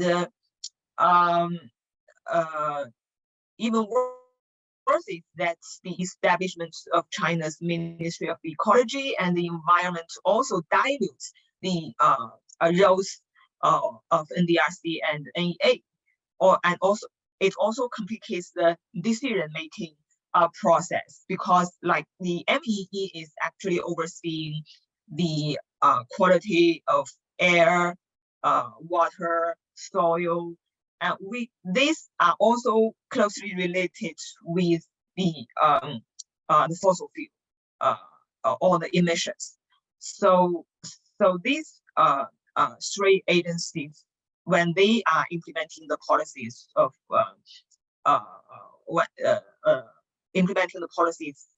phasing out fossil fuels, they may have some conflicting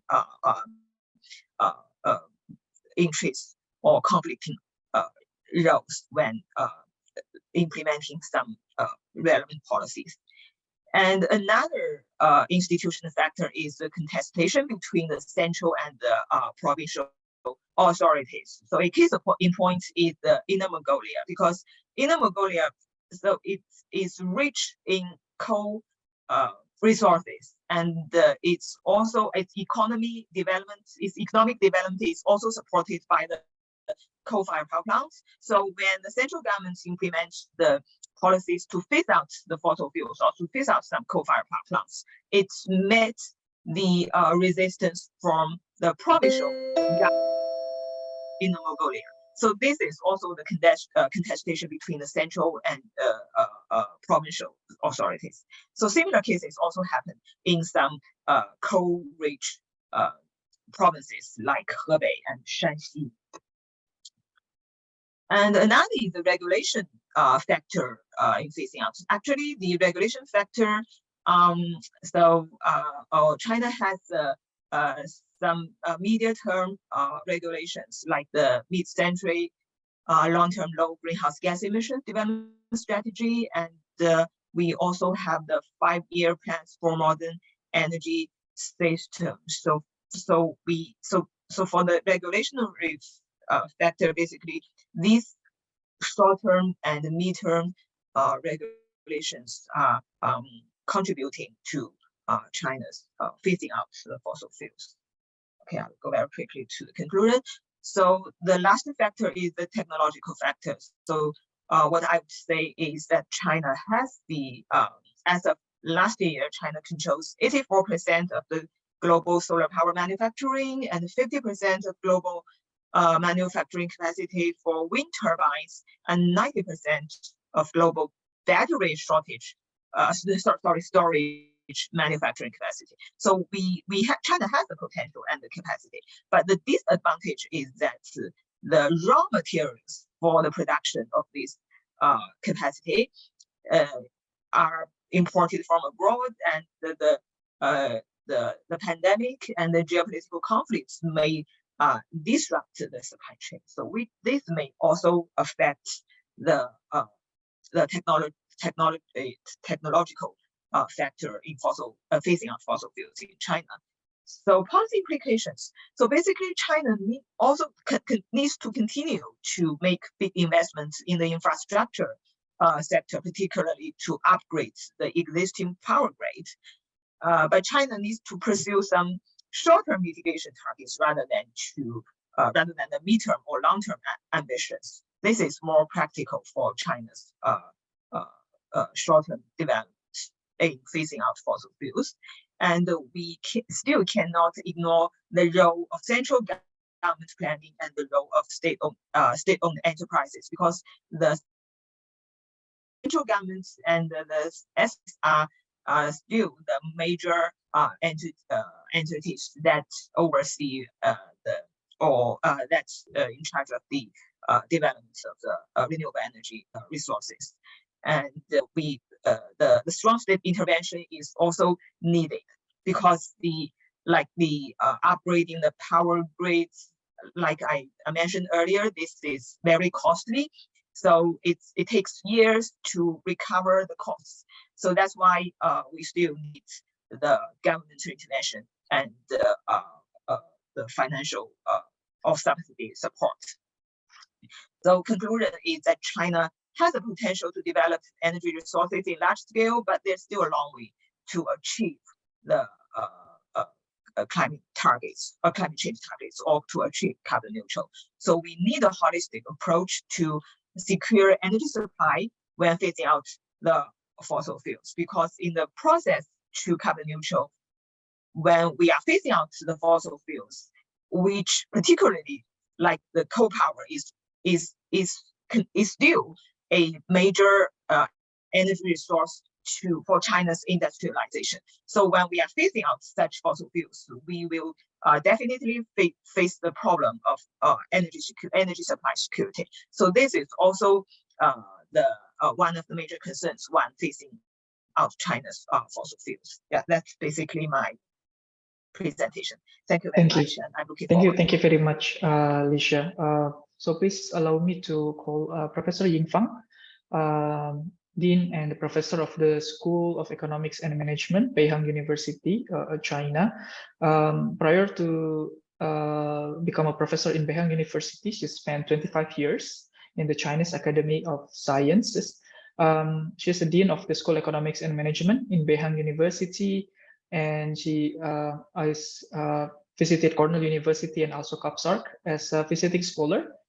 She used to be the vice president for the IAEE during 2016 and 2020, and her expertise ranges from energy economics, energy environment economics, system modeling, emission trade system, climate change, and environment policy. So without further ado, I'd like to give the screen to Professor Fan for your discussion points. Okay. Okay, good afternoon, ladies and gentlemen. I'm Ying Fan from Beihang University. It's my great honor to participate in this important ADBI conference. Thanks for the invitation and the opportunity to comment this nice paper. I have read the paper with interest and found it's valuable and interesting. I would provide my personal comments as below.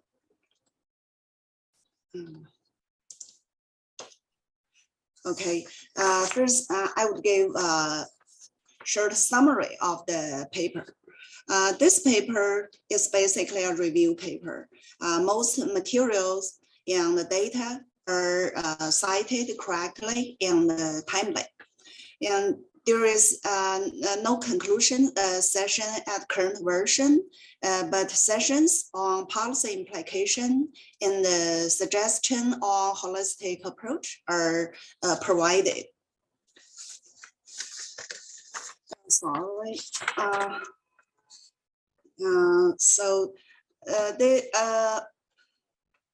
The background of the paper is that most countries have announced the nationally determined contribution to tackle climate change. China has announced its NDC targets at Paris conference in 2015 and further announced double carbon targets, which is carbon peak before 2030 and carbon neutral before 2060. This article summarizes the CO2 reduction targets of China, intensively reviews China's clean energy development, analyze the renewable energy potential, describe the fossil fuel phasing out plan, current situation, and the challenges.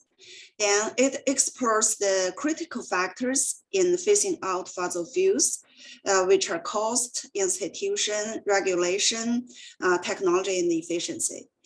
Finally, it provides policy implications in the suggestions.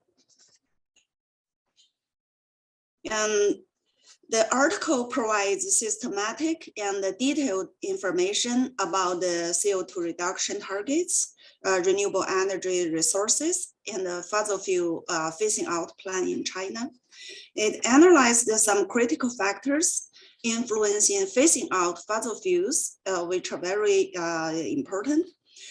It discussed the challenges to phase out fossil fuel as planned, including energy supply security happened in 2021, which is crucial under the current situation. Regarding the methodology and the conclusions, the article is a review article. And so most material data are cited correctly and timely. There is sessions on policy implications and the suggestion.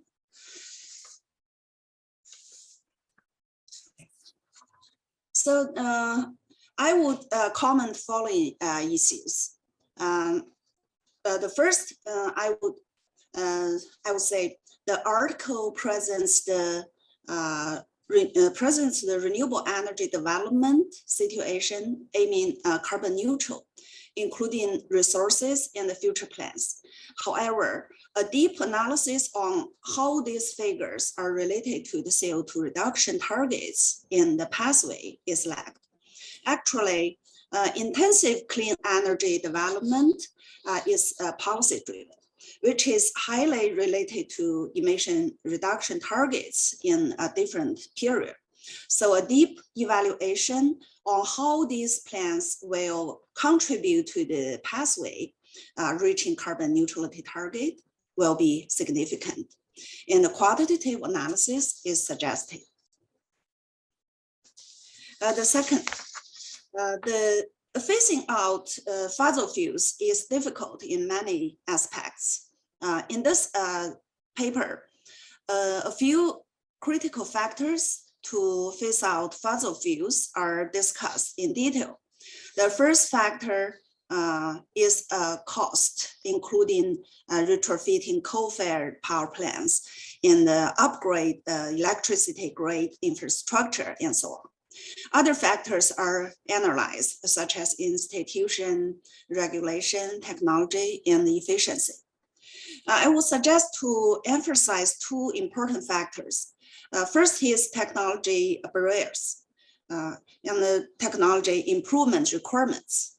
As we know, renewable energy has been largely developed, especially the renewable generation. However, large-scale and stable renewable energy included in power systems will be a huge challenge to the system. We need related grid technology, storage capacity, and digital technology, and so on. As an alternative, distributed energy use will perform better, which also face specific technology development and the related infrastructure build. The second factor is uncertainties of technology development. There are many technology possibilities for large-scale and stable renewable energy use. But technology improvement is uncertain. There might be fast development with a specific technology that might cause a fast application of the tech and limit development of other competitive tech. So the future energy mix depends on many uncertainties. Third, in past decades, renewable energy has achieved a quick development with strong policy support, such as feed-in tariff, R&D support, and so on. The further development of renewable energy will need systematic policy support. Not only renewable generation, but also grid, storage, distributed use, and the complex electricity markets. China is good at policy support system for renewable energy and the low carbon development. In the paper, policies are mentioned in a few cases. It is suggested to add a specific session to provide a systematic introduction and evaluation about policy framework to stimulate renewable energy development, as well as the future plans. Besides, market-based schemes should be given more emphasis, including emission trading scheme, white certificate, energy efficiency trading, and so on. Especially what role the national emission trading scheme will play for the clean energy development should be discussed. And finally, I would provide following suggestions for your reference. Yeah, first, while many data are provided, it would be better to give some further analysis on the data. For example, show data trend, data comparison, or provide relative data like percentage. Second, it is suggested to provide accurate definitions on the concepts of clean energy and renewable energy, which has a little different actually. And the third, more policy implications and the suggestions can be summarized. For example, policy coordination among various possible options. First, it may be better to make the introduction of current situation shorter so as to provide more in a deep analysis in the evaluation.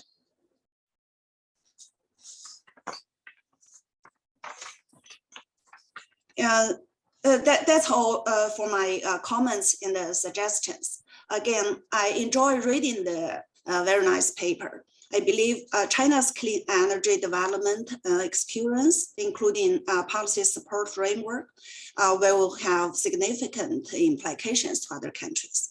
That is all my discussion. Thank you. Thank you. Thank you very much, Professor Infan, for the comprehensive discussion points. Before we jump to the Q&A sessions, I would like to give the screen to Licia. If you have responses from the discussion points from Professor Fan.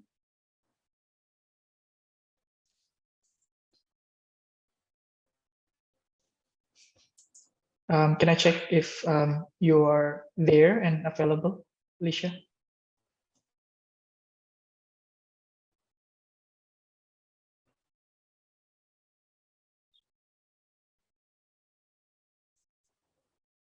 Sorry, I cannot switch on my video.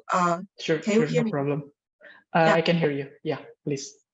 Yeah. Thank you very much, Professor Fan, for giving me the very useful suggestions on how to revise the paper. Yeah, I agree with you that I need to. So basically,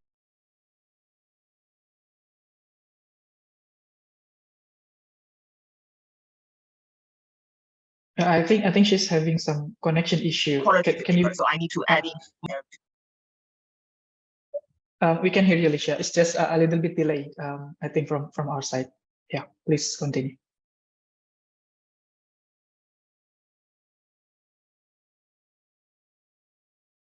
Sorry.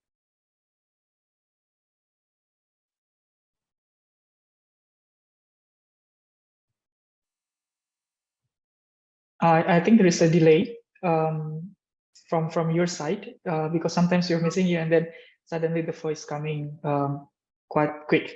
May I check with Professor Fan? Is it the same case with you? Just to ensure it's not. Yeah, I'm very sorry for the bad internet connection.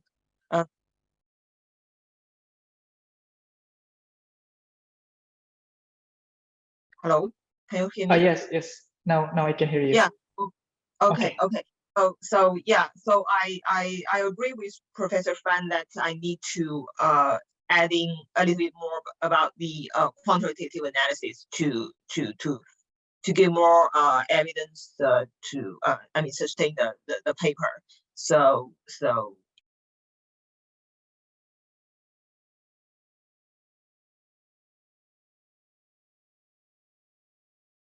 I will adding a quantitative part more about the current hot technologies such as the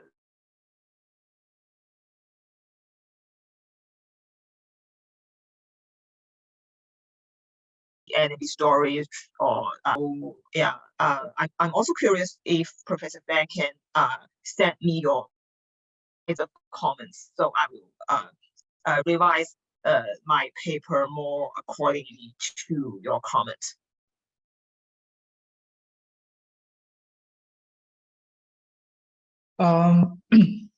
Yeah, maybe quick comments on the last one. Apologies, but from my side, sometimes it's breaking the voice. But I noted that your last point, you requested the discussion points from Professor Fan to be shared to you. I believe the organizer from the ADBI can share, because I also have the slides from the speakers and also the discussants. I think it will be shared to you, especially to improve your paper accordingly. Okay, thank you very much. Great. Yeah. And any follow-up points, Professor Fan? I cannot hear clearly from Ms. Yao, but I can understand this the first draft of the paper. So more detailed and deep analysis will be added, I believe. And also, I like to share my slides to you. Very happy. So let's just keep discussing. Actually, China's low carbon development strategy is widely applied to the different policies from different departments. So there are many experiences should be summarized in the discussed with other countries. Yeah, I think it's good. The paper is good. Yeah, thank you. Thank you very much. Maybe a reminder to the audience and also fellow speakers. Yeah, we have a hand just right now from Ahmed. Yeah, please, you can turn on your speaker. Can you hear me? Yes, I can hear you. Okay. First of all, thank you very much for your wonderful presentation. Just two things from my side.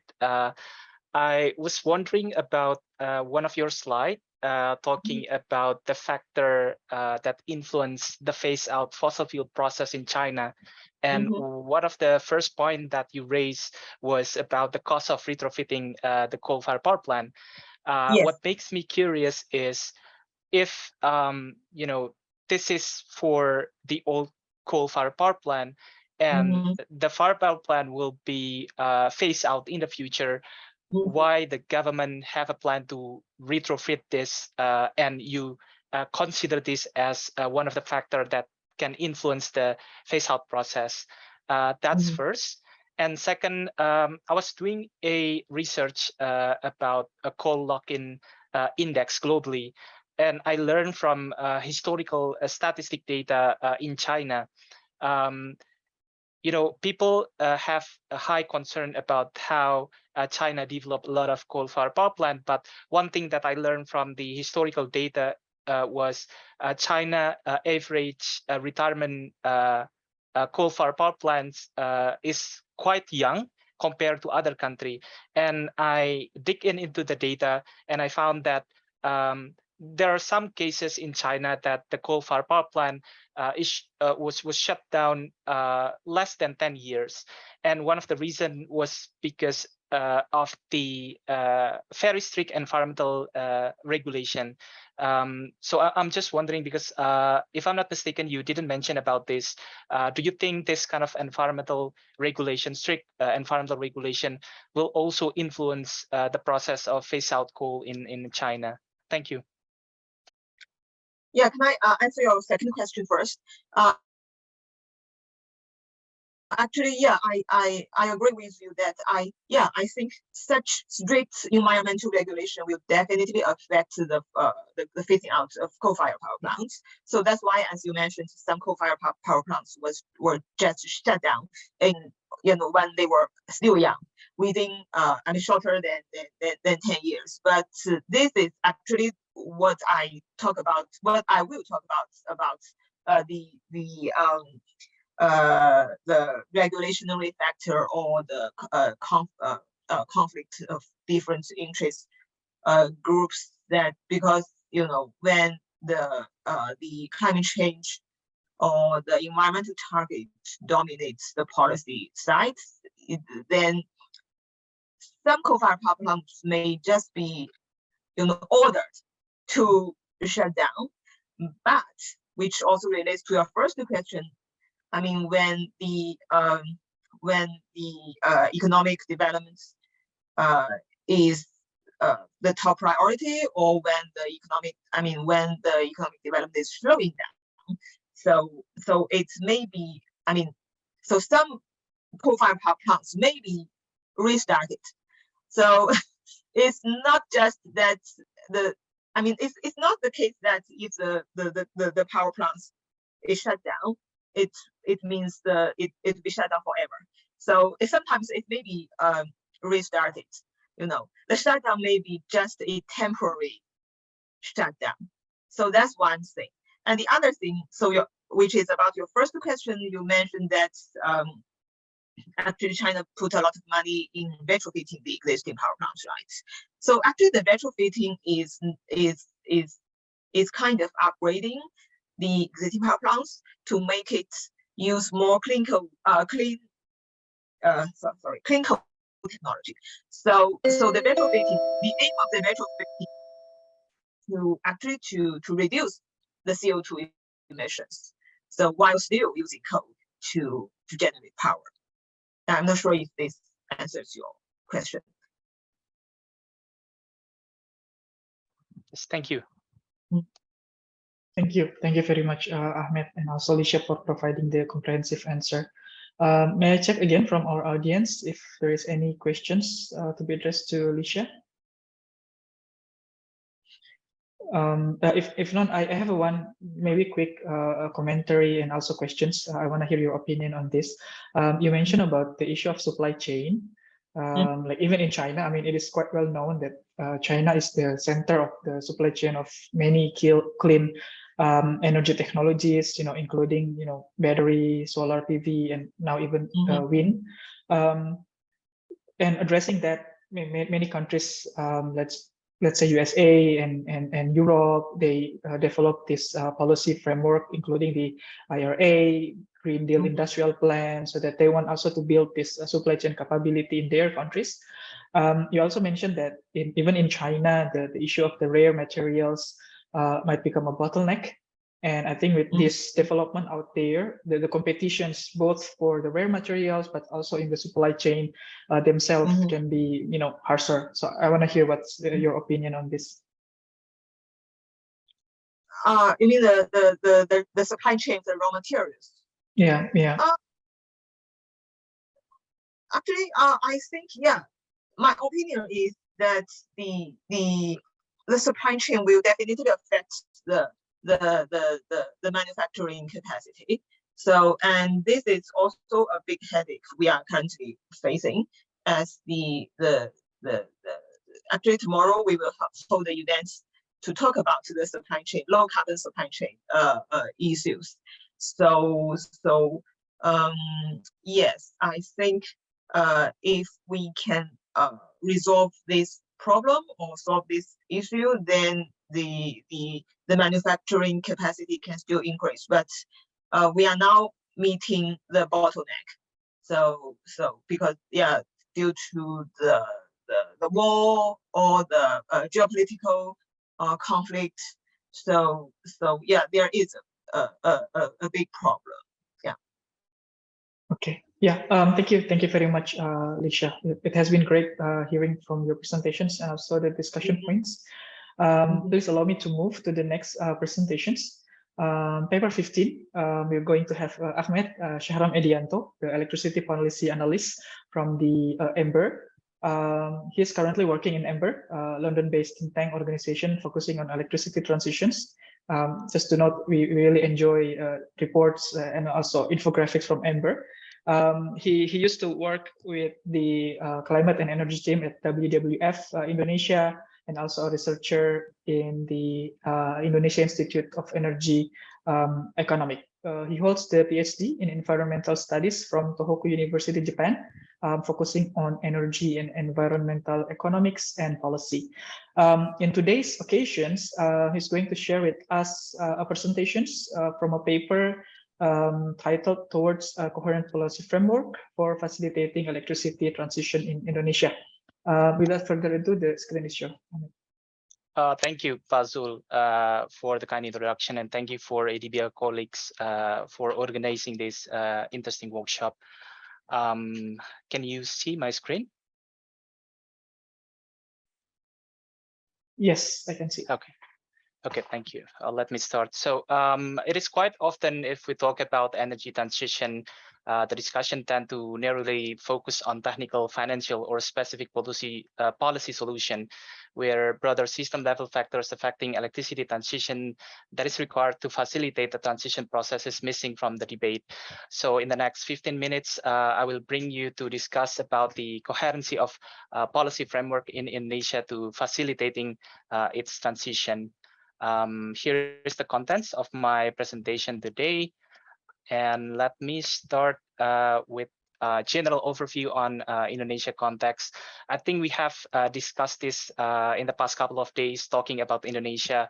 And as we all know that auto renewable capacity is growing, the share slightly increased from around 14% in 2015 to 80% in 2021 due to the high penetration of fossil fuel, especially coal, where the share rose from 51% to 62% in the same period.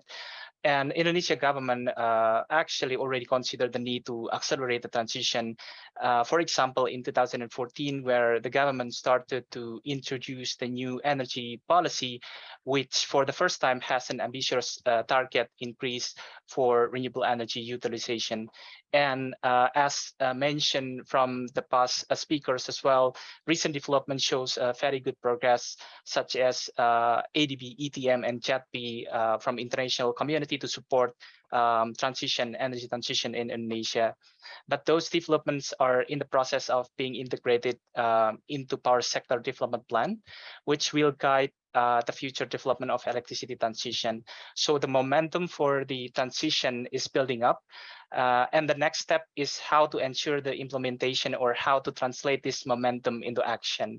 Here, the long-term plan to guide Indonesia transition for the next 2 or 3 decades is important. And to develop this plan, we need to understand the policy framework and understand its gaps. So based on that backdrop, the objective of this paper is to analyze the efficacy of Indonesia policy framework for steering the electricity transition process, with specific emphasis on identifying major gaps in this framework and ways to fill them.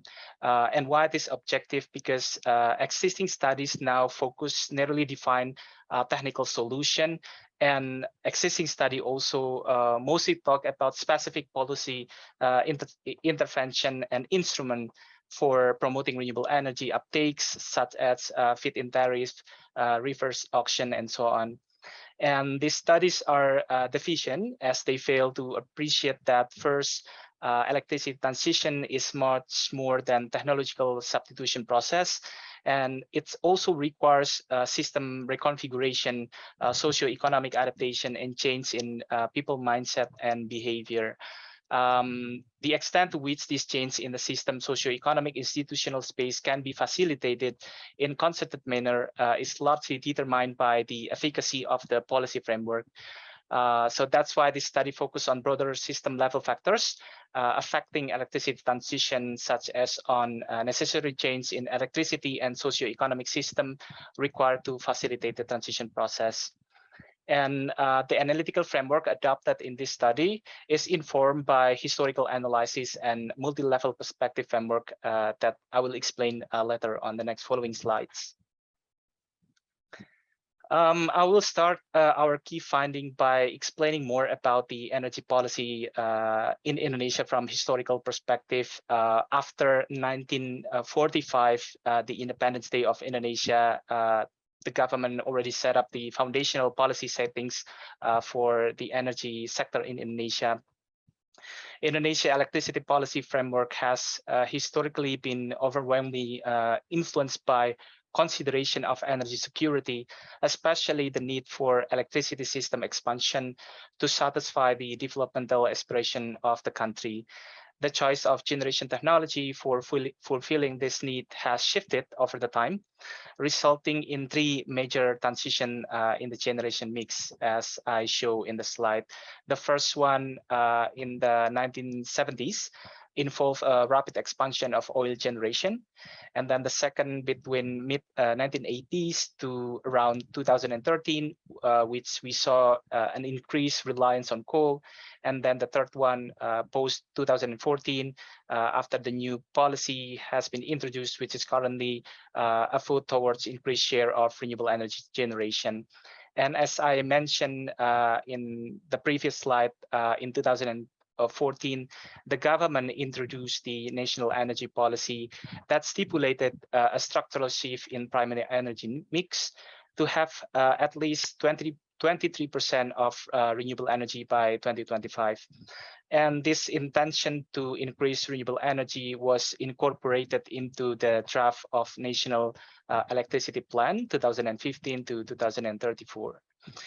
And another big shift in Indonesia is between 2014 and 2016, where several regulatory changes were made by the new Ministry of Energy at that time to promote the uptake of renewable energy by introducing like the new feed-in tariff scheme, underscored by several attractive concessions to project developer, such as simplified project approval process, favorable tariff, and provision of long-term PPAs.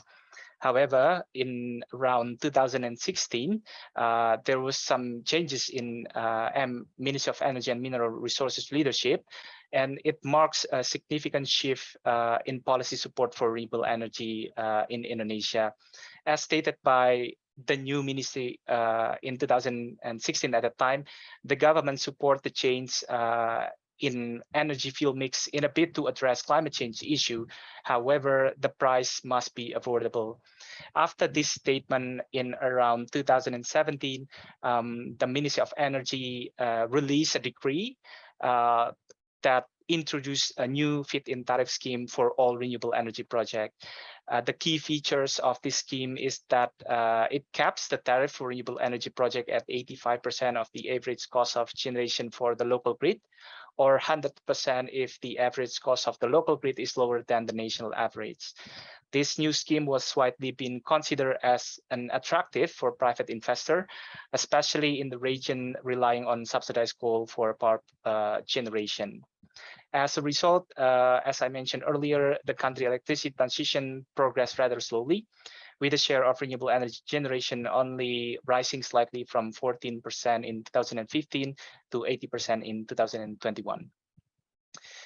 But the country transition toward renewable energy has gained some momentum in the very recent past, as I mentioned before. In 2021, for example, Indonesia joined 46 countries in signing the Global Coal to Clean Power Transition, where it has committed to reducing reliance on coal power. And then in the same year, Indonesia also received ADB Energy Transition Mechanism. And last year, Indonesia has also received another international support from Just Energy Transition Partnership. As I mentioned in the previous slide, in recent years, we've seen the introduction of several regulatory initiatives to incentivize investment in renewable energy projects, which clearly signaled the intention of the Indonesian government to promote a transition toward renewable energy. However, Indonesia transition to a clean electricity system is having a multiple challenge, such as the need for promoting a rapid uptakes of renewable energy technology to replace fossil fuel based system, and another one is addressing lock-in factors that hinder a reconfiguration of the electricity system itself, and addressing the restructuring the political economy that has revolved around coal production, transportation, and consumption to align coal-related interests with electricity transition in Indonesia.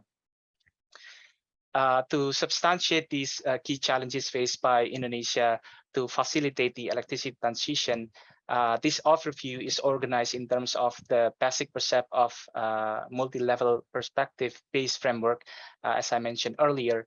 And this framework envisages electricity transition as an assortment of co-evolutionary process that occur between niche technology, electricity system, and socio-economic landscape, as you can see in this slide.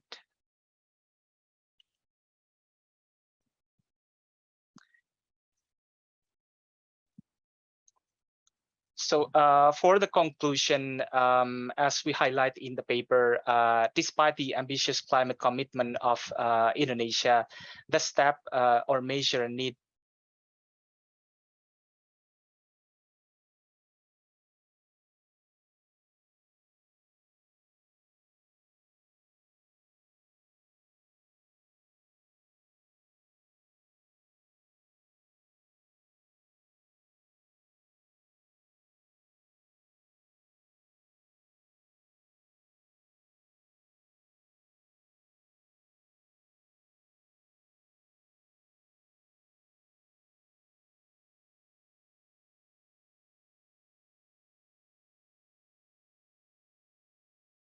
Hello, can you hear me, Ahmed? Can I check with maybe other participants because it's I couldn't hear any sound.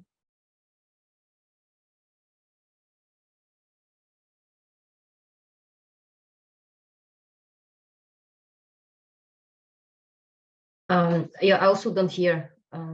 Yeah. Ahmed, can you hear us? Your voice disappeared. We couldn't hear you for a while, I think, for the last minute or so. Sorry, can you hear me? Now we can hear you. Yes. If you can, yeah, start from the early of the conclusion part, that would be great. Sorry. Apologies. No problem.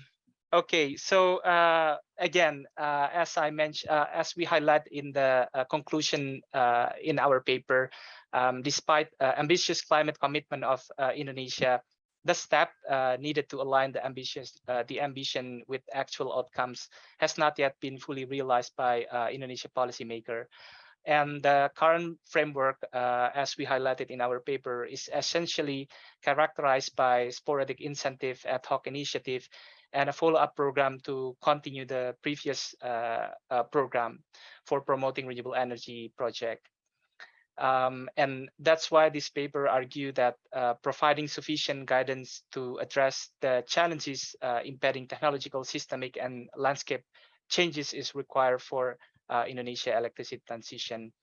And we need to first recognize the substantial complexity associated with electricity transition, including the interdependencies and interconnected of various changes. The policy frameworks need to evolve to reflect changing socio-economic and political landscape that significantly affect the case for electricity transition. And here are some key aspects for guiding the evolution of policy framework that policymakers may like to consider. The first one is a shared vision for a clean electricity future.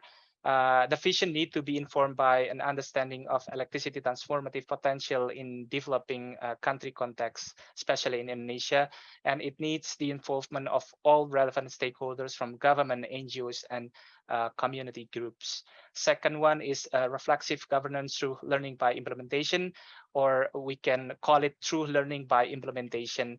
A better understanding of issue affecting the transition progress and their solution can be developed, and thereby assisting with better governance of the transition process. The third one is the fairness and equity, as mentioned by several speakers. There are some impact on the job, employment, and economic for the transition. So that's why specific policy objective and measures should be evaluated in terms of their net social benefit by internalizing the cost and benefit of social externalities. The fourth one is the closer international cooperation. Closer and genuine international collaboration across all levels of governance, business, and civil society will be needed, and effective regional institution will be important. The fifth one is bottom line thinking, which can help achieve such as reconciliation by recognizing the times and effort that coal-related interests may take to adapt themselves compared to the top-down approach. So it can fill the gap from the top-down perspective. And the last one, it's about the institutional framework, especially around the National Energy Council, or NEN, who lead the process of national energy policy development. So one thing that we can suggest is to develop a task force that can oversee the progress of renewable energy or the transition in Indonesia. And Ministry of Energy and Mineral Resources could provide technical support to the task force and could also act as the secretariat for coordinating the activities. And that concludes my presentation. Thank you. Thank you. Thank you very much, Pak Ahmed, for the very nice presentations. Next, I would like to call our discussants, my colleague, Rika Safriana. She is the Energy Modeling and Policy officers from the ASEAN Center for Energy. She worked with various research activities and also data analysis related to the energy policy, digitalization, and also climate change. She is our chief editor for the 7th ASEAN Energy Outlook, or the AO7. She received her master's degree from Science and Technology Policy at the University of Sussex, United Kingdom. Among other research projects, in addition to the 7th ASEAN Energy Outlook, of course, she works in studies such as the COVID-19 impact on ASEAN energy sector development, the integration of smart microgrid with variable renewable energy and electric vehicle, and the ASEAN Energy Outlook, of course. Without further ado, I'd like to give the screen to Rika, please. Thank you, Dr. Zulfikar, for your kind introduction. First of all, I would like to congratulate ADBI for the 3 days conference, and thank you for inviting me to review this interesting paper by Mr. Ahmed Shahram Edianto. So as the author mentioned, the paper assesses the efficacy of Indonesia's existing policy framework to successfully advance the country's electricity transition. As written in the National Energy Policy, Indonesia's current RE target is to reach 23% of RE in TPES by 2025 and 31% in 2050. This paper argues that Indonesia's existing policy framework is incapable of providing sufficient guidance to address the challenges required for Indonesia's electricity transition. The paper then provides several helpful policy recommendations. One of them that really caught my attention, and I do agree, among others, is about reflexive governance through learning by implementation. Compared with the conventional linear governance process, a learning-based reflexive process is likely to be more suitable for governing the electricity transition. So I suggest to enhance this solution by adding examples and lessons learned from other countries, perhaps that have successfully implemented this, I would like to say, agile technique in the electricity sector. We are aware that agile approach has been much applied in other sectors such as ICT, especially in startup companies, but will it be applicable in the power sector? So, and perhaps it can be another dedicated research altogether. So the paper contributes to the literatures by providing potential solutions to improve the existing framework and addressing the challenges government faces in phasing out coal. Specifically on the theoretical framework, the paper used a multi-level perspective on socio-technical transition for Indonesia's electricity system. MLP emphasizes on the roles of niches, regimes, and landscape, as you can see on the right figure.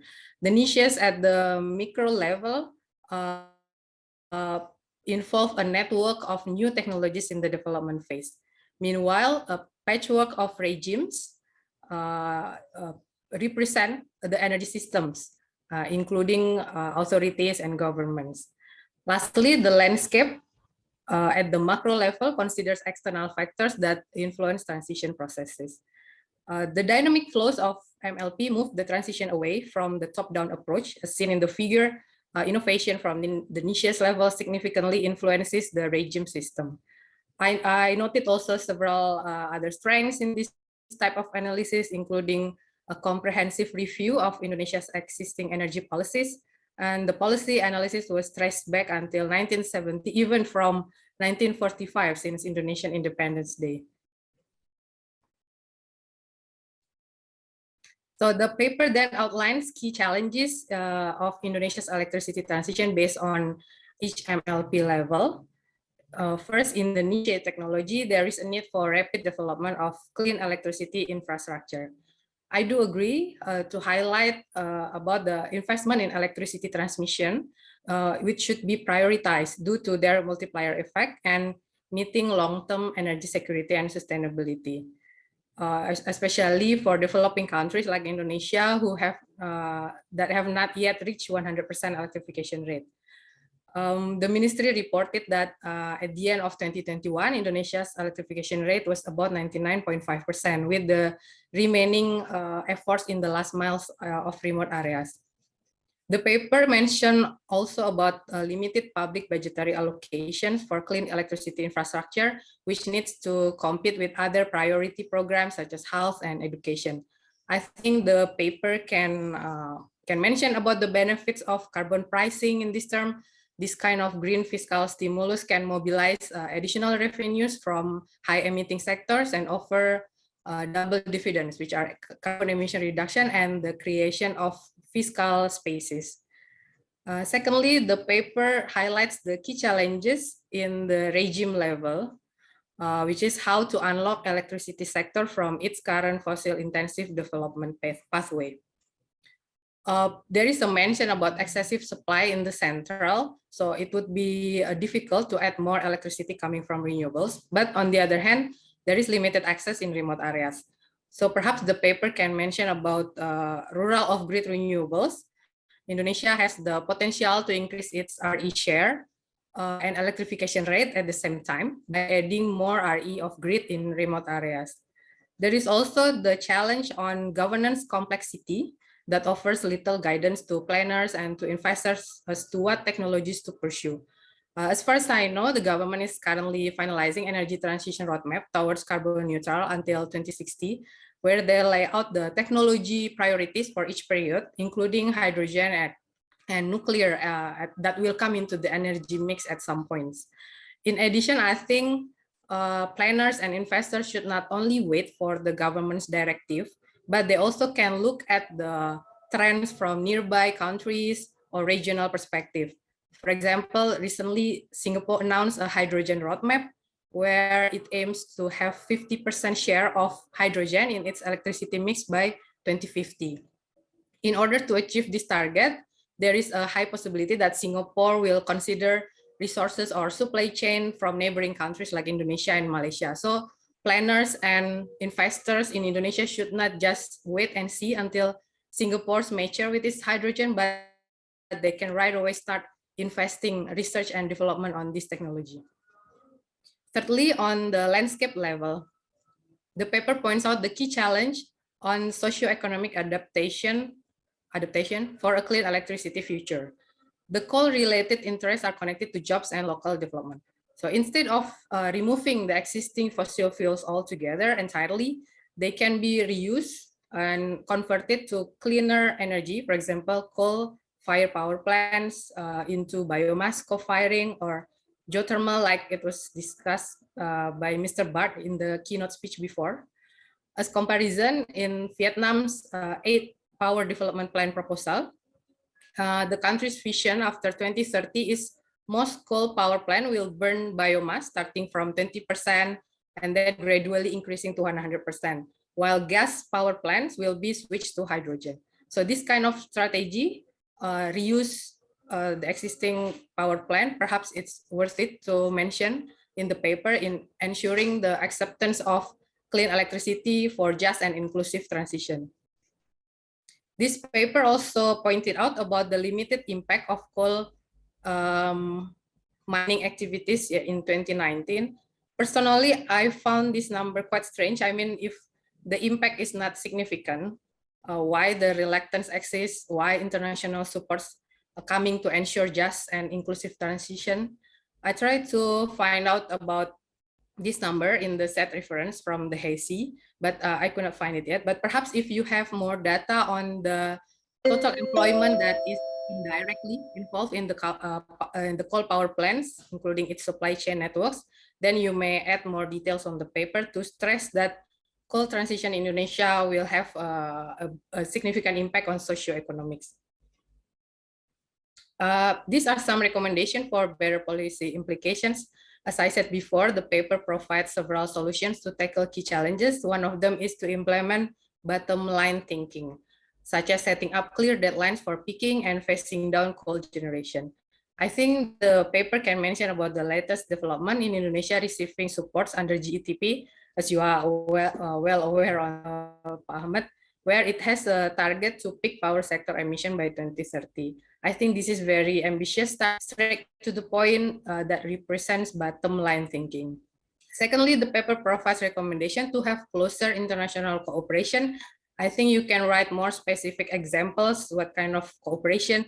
I suggest to point out about Indonesia's interest and involvements in the ASEAN power grid, including 600 megawatt interconnection from Sumatra to Malaysia by 2030 and Sumatra to Singapore. Both are already stated in the latest PDP. Last but not least, perhaps the paper can improve its conclusions part by adding more linkage back to MLP theoretical framework. Some other minor improvements, I found that there is different numbers for the same indicator. The share of RE in power generation, in one part it says 18%, in the other part 13%. Maybe I was mistaken, but maybe you could look at that again. And then there is incomparable indicators where one sentence saying RE generation, RE in power generation, but the next sentence is RE in TPS. In a brief, we can see the remaining gap is not too far. Only left 5% between 18% to 23%. But if we read it more detail, actually it is different. The current RE share in Indonesia's TPS is actually much lower than 18%, about 11.7% by 2021, as mentioned by the ministry itself. So the context might be different. Thirdly, there are a lot of mentions about the official policies and regulations. Perhaps the paper can be improved by putting a timeline graph on which policy comes first, at what year, and so on, like what you show in the presentation slide. And perhaps to add the recent ministry regulation number 16 about carbon economic value in electricity grid. As you are already aware, the ministry held the launching event for it just this morning. Next is to change all rupiah into US dollars, so the readers from any areas, not only Indonesia, can imagine the value better. Several other comments are merely typos and text mistakes. Feel free to look at them later. Overall, this is a well-written paper focusing on a pertinent topic. I really enjoy reading this insightful paper. Thank you very much. Thank you very much, Rika, for the very comprehensive and insightful discussion points. I do enjoy the way you put the MLP frameworks into discussions, which I think improve upon what has been presented by Ahmed previously. Before we go to the Q&A session, I would like to bring the screen back to Ahmed for some responses, please. Yes, thank you, Bu Rika, for sharing your thoughts, and it's really useful thoughts for us to revise our paper to improve the content itself. Maybe let me start point by point to respond to your thought. The first one is about the carbon pricing. I agree. We discussed about the limited budget compared to the education, health, and I think carbon price could be one of the topic that we can add in the paper. The second is about the system challenge that you highlight about the excessive supply, while at the same time in remote area there are lack of electricity supply, and they in this area they have a lot of potential of renewable energy resources. And the third one, the government is now finalizing the energy transition roadmap. And yeah, I also heard about this plan as well. What makes me wonder was last year in the G20, the government launched the energy sector net zero emission roadmap together with IEA. And the JETP power sector emission cap was informed by this roadmap.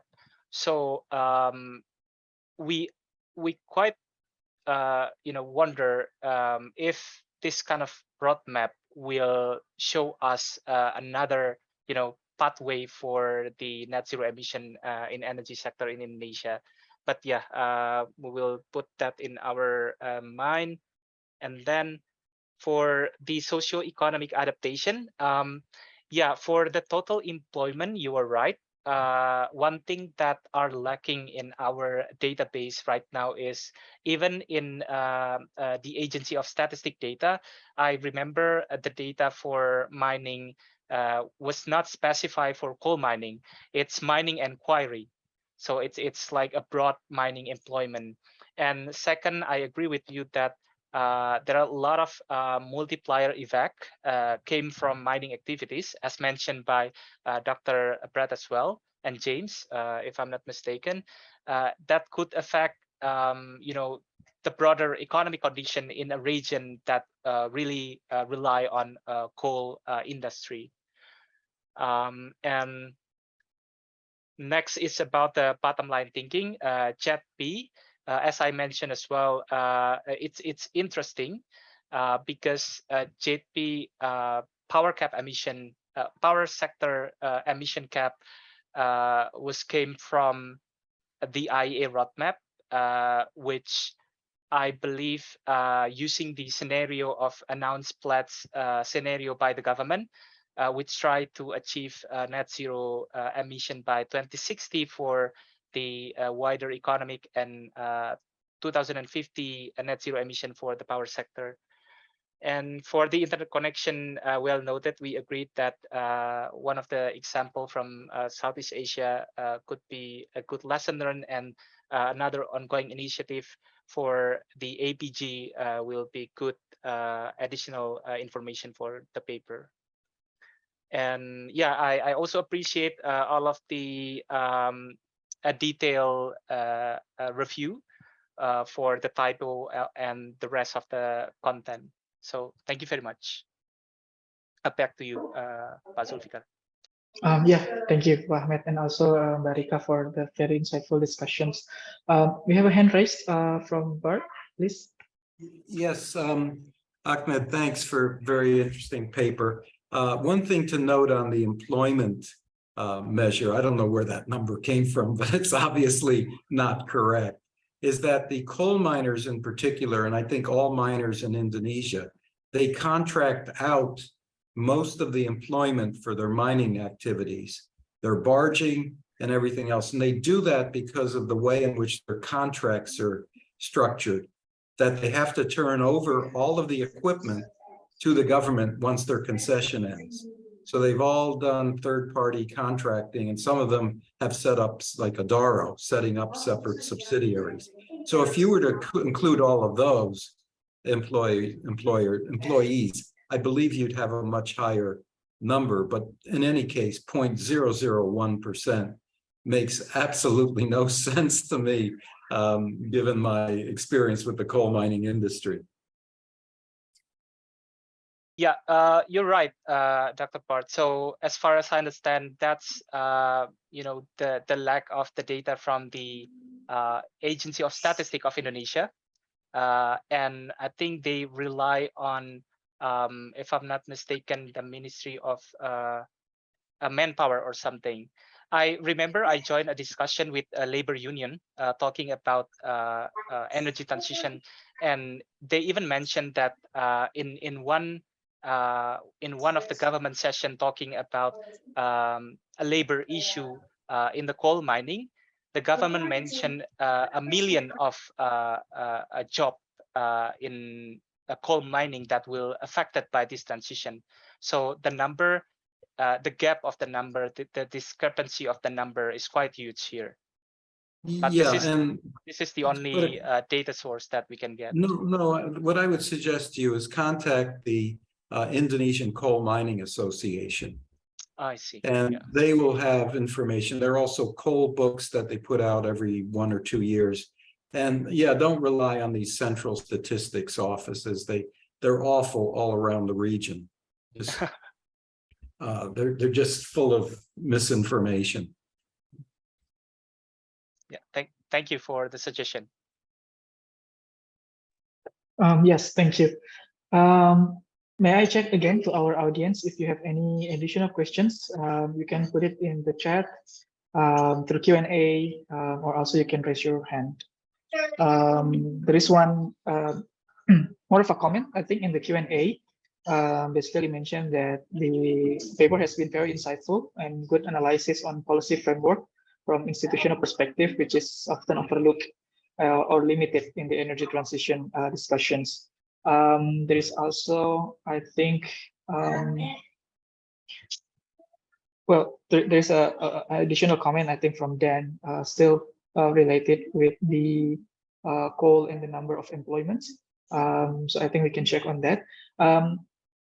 If there's no additional questions, maybe one quick one from me. I would like to bring the discussion back to the JETP, if possible. I mean, you have mentioned this, institutional framework of the policies, the strength, and what would be your policy implications of the energy transition in Indonesia, and also suggestions.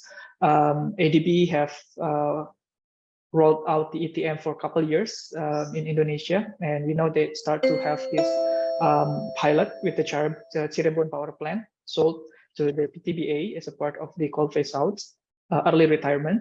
And JETP is coming with 20 billion, 10 plus 10 to be exact. And I do believe in this year they are going to work on the details of how they're going to use this huge budget.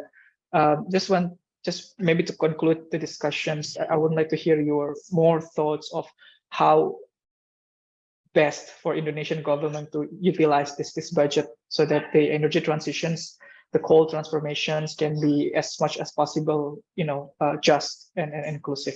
Yeah, to you. Yeah, thank you, Zulfikar.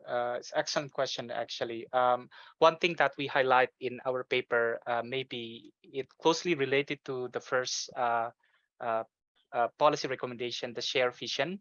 As I understand, again, please feel free to jump in if anyone knows more about the ADB, ETM, and JETP. But as far as I understand, when I talk and discuss with several stakeholders, they are now preparing the framework for both mechanism for ADB and JETP. One thing that made me wonder at that time was Indonesia should create the big framework first, to address the a bigger overview of the electricity transition or energy transition in the broader view first, and then after that they can incorporate any kind of initiative under that big umbrella, such as ADB, ETM, and JETP. So I think now we work in like a different order of building the framework. We rely on the initiative and then build the framework. We should start from the bigger framework first and then incorporate those two into the bigger framework. So yeah, that's my answer for this. And yeah, I think we run out time now. Thank you. Yeah, it's unfortunate that we run out of time and Dina's there. So again, thank you very much for all speakers and the discussants, and also for those who asked very interesting questions and discussion points for today's panel session. Thank you very much. I would like to give the screen back to our host, Dina, please. Thank you very much, Zulfikar, for excellent moderation, and all speakers for excellent session. Especially your discussion on Indonesia's case was very interesting. So I would like to introduce, for closing remarks, will be provided by John Byrne. He is Vice Chair of Research and Senior Research Fellow at ADBI in Tokyo. He co-heads ADBI Research Department, leading research on macroeconomics, finance, and infrastructure. Before ADBI, he worked as economist at European Central Bank for over 11 years, mainly on international policy analysis, economic research of global financial markets, capital flows, and commodities. Dear John, thank you so much for agreeing to provide concluding remarks. Thank you very much, Dina. It's a pleasure to provide some closing remarks at this great event. I think, firstly, it's important to thank all of the presenters, all of the speakers, and especially the discussants, who I thought provided some excellent comments on all of the papers, which I'm sure will improve the quality of the research output. So yeah, I think I would like to be concise in my remarks. I think I have three main takeaways to make from this event. We know the transition from coal is central to the achievement of our global climate goals. We've learned a lot over the past few days from the presentations on different mechanisms to achieve that. However, I think there are still challenges is the best or the optimal solution for each particular economy. And I think more needs to be understood on how de-risking can be achieved and the financing that's associated with that. We talked a lot about blended finance and different types of public-private partnership arrangements, but to what extent will these be dependent upon local factors in the broader economy for them to be truly successful? So I think more needs to be learned on that. Second point is on international cooperation on this issue.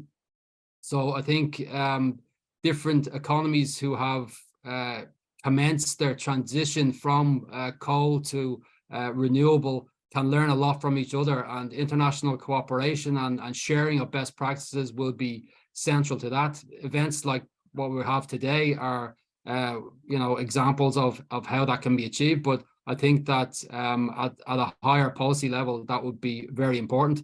The final point I think I would like to make is on the issue of just transition.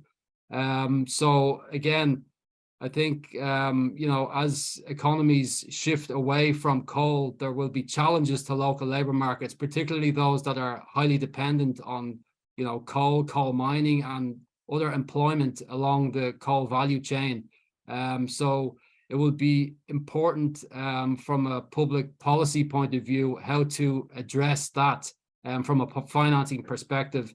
For example, there are likely to be needs for training, needs for private investments to replace losses in local employment, and also different dependencies of workers along the coal value chain, as I said.